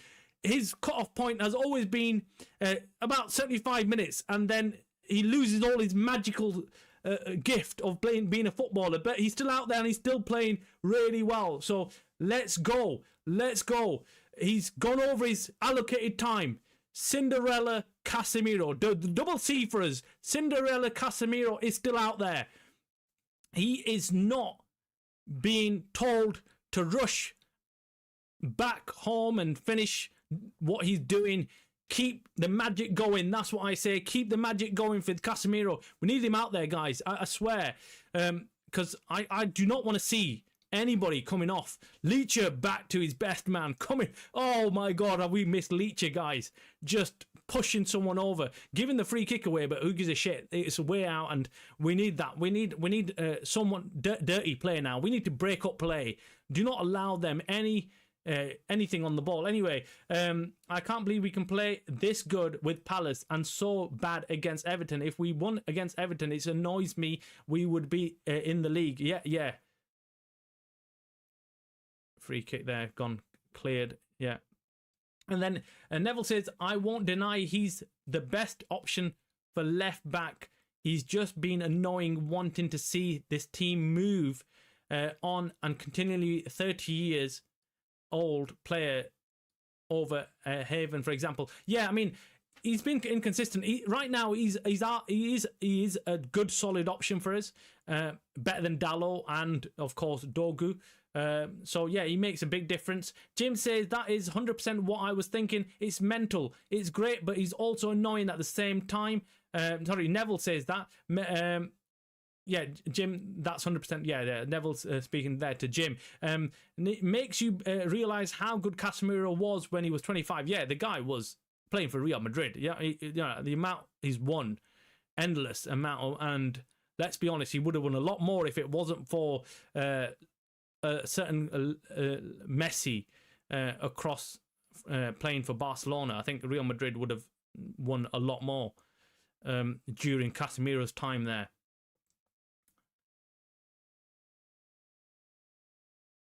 So we are into the 90th minute, guys. 90th minute and injury time coming up. I just want to see what the injury time is. So I think we'll have quite some time, but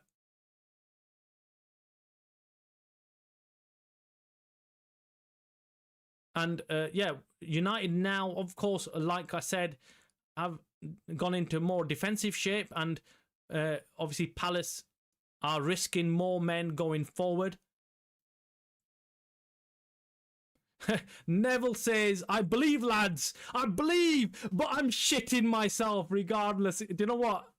You're not in the minority there. Everybody watching United right now, I can't think of any fan who's going to be sat there saying it's in the bag, right?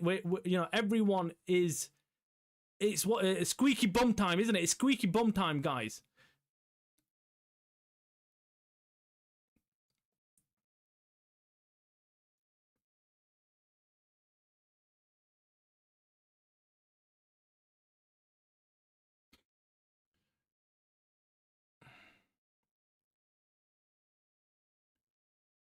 Palace now holding more of the ball, but United are allowing this to happen. So, of course, United are not committing men forward.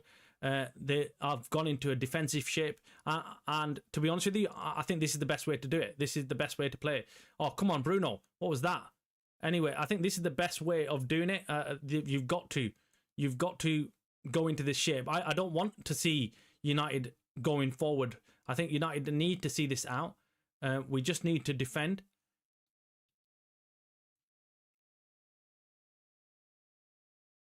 By the way, guys, we're in injury time. So if you are watching, we have gone over the 45 minutes in second half. And United now running down the clock. They're making some substitutions. So Menu is coming on and Dogu is coming on. So Menu and Dogu coming off. Ahmad is coming off. And is it going to be Cinderella Casemiro coming off or someone else? I think Menu's coming on, so it's very likely it's Casemiro. So Dogu's probably going to go to the left. Oh, it's Mbeumo. Mbeumo's coming off. Okay, guys, this is it. Casemiro's staying on there. Mark my words, guys. Casemiro. I called it. Gonna play the full 90 minutes today. Gonna play, and the extra time, 4 minutes extra time, by the way. So Mainu's coming on. Mbeumo's been taken off. Brilliant call. Finally, Ruben Amorim. You're listening to me. Finally. He must be watching the stream. He must be watching it.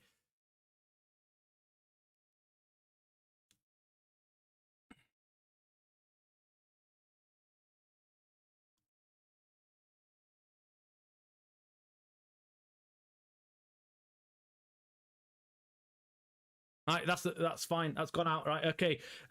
What Jim says, what? Come on, Bruno. At this point, probably sit back and not park the bus. Park a bloody Boeing 747. Yeah. At this point, yeah, you want to get some builders out to put a brick wall across the goal line. Can't take the legend off. Niche says about Casemiro. Yeah, look, it is for me. He's. I think. Even Ruben Amorim has worked it out. He's worked it out that you take that piece out of the jigsaw and everything comes crumbling down. So we can't allow for that to happen now. I mean, yeah, he's had a couple of games where he's done that, and yeah, it's not good. It's not good. Anyway, United having to do a lot of defending here, by the way, guys. But that's a foul on Dogu. Buy some time for us, and guys. It's gonna be all over, guys. It's all over. Come on, let's get it. Let's get the whistle. Let's get the whistle now. Looking at the ref. Looking at the ref, guys. Ooh, this is nervous stuff. Nerve-wracking. We are playing injury time, by the way. Guys, we've got 4 minutes of injury time added on. Can't take the legend off. They are going to say they were tired from Thursday. Yeah, maybe not. No, I just don't think they've been able to cope with United in the second half. They don't look tired. But yeah, obviously Glasner, having made all them substitutions, might be thinking that that it's to do with tiredness. But it's just that United have come out playing. They've taken their chances. That's what they've done. They've taken their chances. They've taken the risks in shooting at times when United might not have normally taken shots.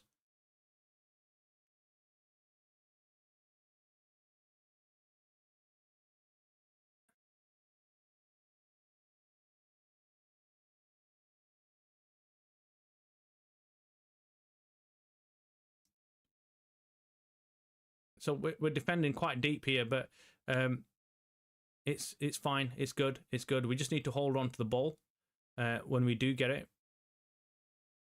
Oh, that's a bit of a clumsy foul by Casemiro, the man who we didn't want to take off, but he's given a silly free kick away. I think this is the final action of the game.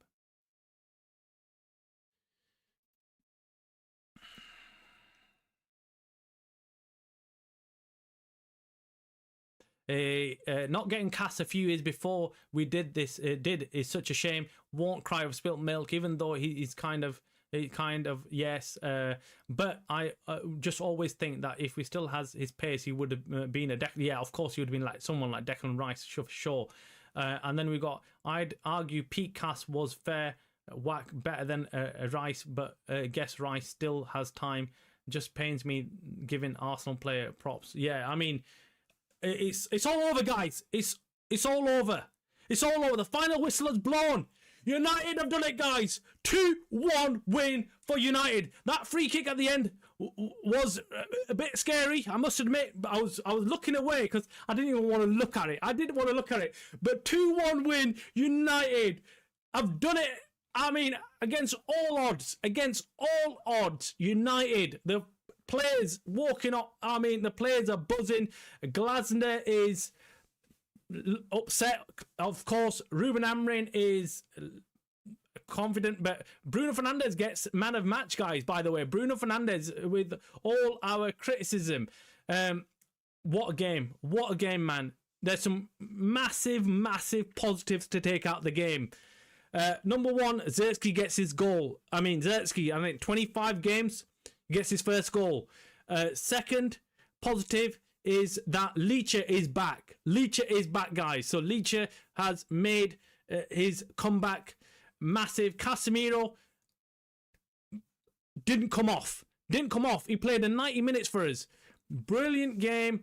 Brilliant performance by United in the second half. Game of two halves, and that's what it came down to, guys. Game of two halves. United in the second half came out and played like a team that we all want to see. That's what we want, boys. Why are we so inconsistent? I have no idea. That's surely going to be the first question that's going to be put to Ruben Amorim in his post-match press conference. Where was this United against Everton? I feel like it could be something to do with playing at home at Old Trafford, where the players feel nervous, maybe. I have no idea. Zirkzee's goal was the best we've scored all season. That goal, Niche, from that angle was brilliant. Getting it past Henderson as well. Absolutely hats off to Zirkzee. For all the criticism and all the shit I was giving him, he came out second half and he did what we've been saying for him to do. Get up in that flipping centre striker position and stay there. Do not trap back. We don't need you to trap back. We want you to be in that position and always carry on. We've moved up to sixth position, like Nish said. Look, yes, great, but we cannot be inconsistent. What we need to demand of these players is that performance again and again. every week. It shouldn't come off. There's no reason why we are falling off from that. So, but overall, guys, absolute thrilled with the performance in the second half, thrilled with the comeback. Absolutely brilliant. United, yeah, I think Ruben Amorim as well has made the right changes this second half. He's brought on the right players at the right time. He brought on Mazraoui. I think Mazraoui made a big change because Leny Yoro was way out of his depth. Clearly, he's still young, still needs a lot of time.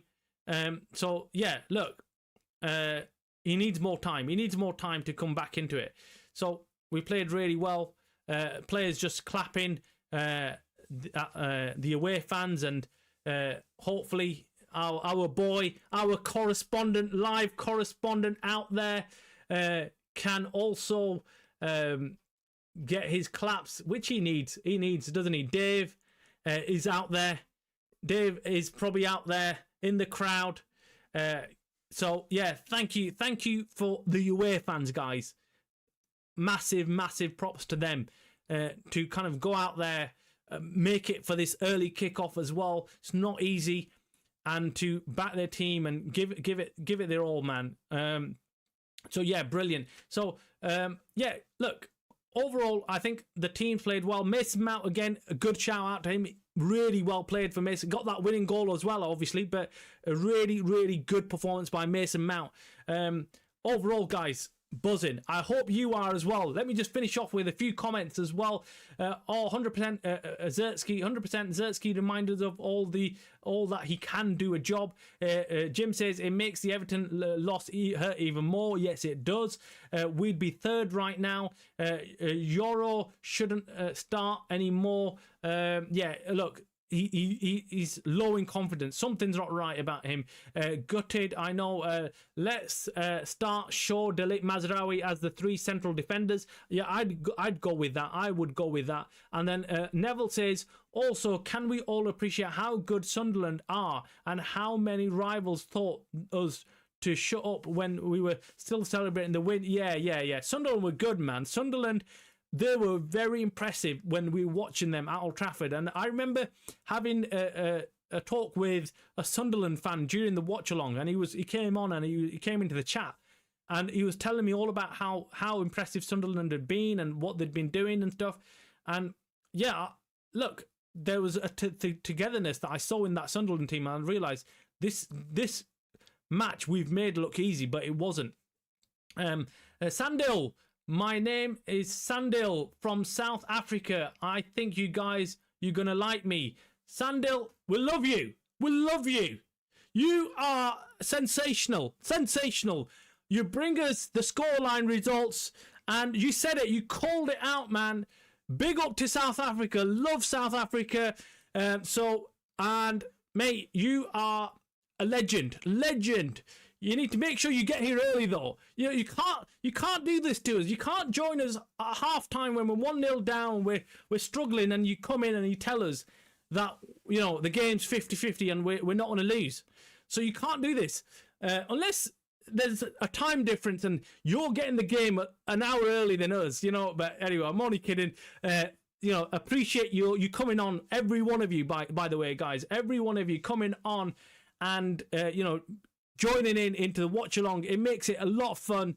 I enjoy doing these watch alongs, not because you can see me stressing and swearing and going through the mill, but because you guys can keep me company and you can keep my head up when I'm struggling. When I'm struggling, guys.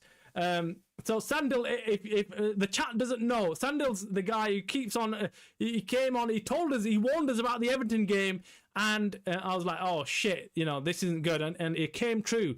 But he came on today at halftime and said, "Look, whilst we were all dreading it, he came on and said, actually, I'm going to give you a different score prediction this time. I'm going to tell you United are not going to lose this game." And I was thinking, this guy was right about Everton. Let's hope he's right about today. And he was spot on. But I'm going to give myself some credit as well. And the lucky shirt. That's what I say. Yeah, let's go, man. Let's go. Let's go. I'm buzzing, guys. I'm absolutely buzzing. It's made my weekend. I hope it's made your weekend as well. Let's go through the comments, man. Let's go. Let's say. Euro needs to learn to be more physical, says Neville. He's got the frame but doesn't use it. Yeah, definitely. Maz could help him out more. Yeah, and we need Sand and the lucky shirt every game. Yes, that's what we do, man. We do. Sandil can see the future. Yeah, he can, man. Sandil is calling it out. He's calling it. He's way ahead of us, way ahead of Neville. I can't get through Glasgow right now to see the game with my mates that Sport United, so I love having the watch along, playing alongside the game. It's a good laugh, man. Oh, thanks, Neville. Appreciate that. Sandil has a crystal ball. Thanks, Sandil. Yeah, man. Absolute buzzing. Absolute buzzing. Not just for United, the players, the supporters that have gone out there, you guys who've been watching along and chatting and joining in. We needed this because look, whatever you think about the players, the manager, the owners and everything, you still want United as a club to be winning no matter what, and I know every Man United fan wants to see that, and yeah, long that may continue. And I just want the players to take a long, hard look at themselves and say, why could we not do that against Everton? Why can we not do against other teams? Crystal Palace were a team who were playing well, man. They played against us and played well. They actually played us off the park in the first half. First half, we looked like a team that's going to get beat 2-3-0, and that was my worry. But second half, things changed. United came out there and started popping off the shots, started taking them risks that we need to do, and that's why we've got where we have. But anyway, guys, I'm going to call it a day. It's been a long watch along. It's been stressful.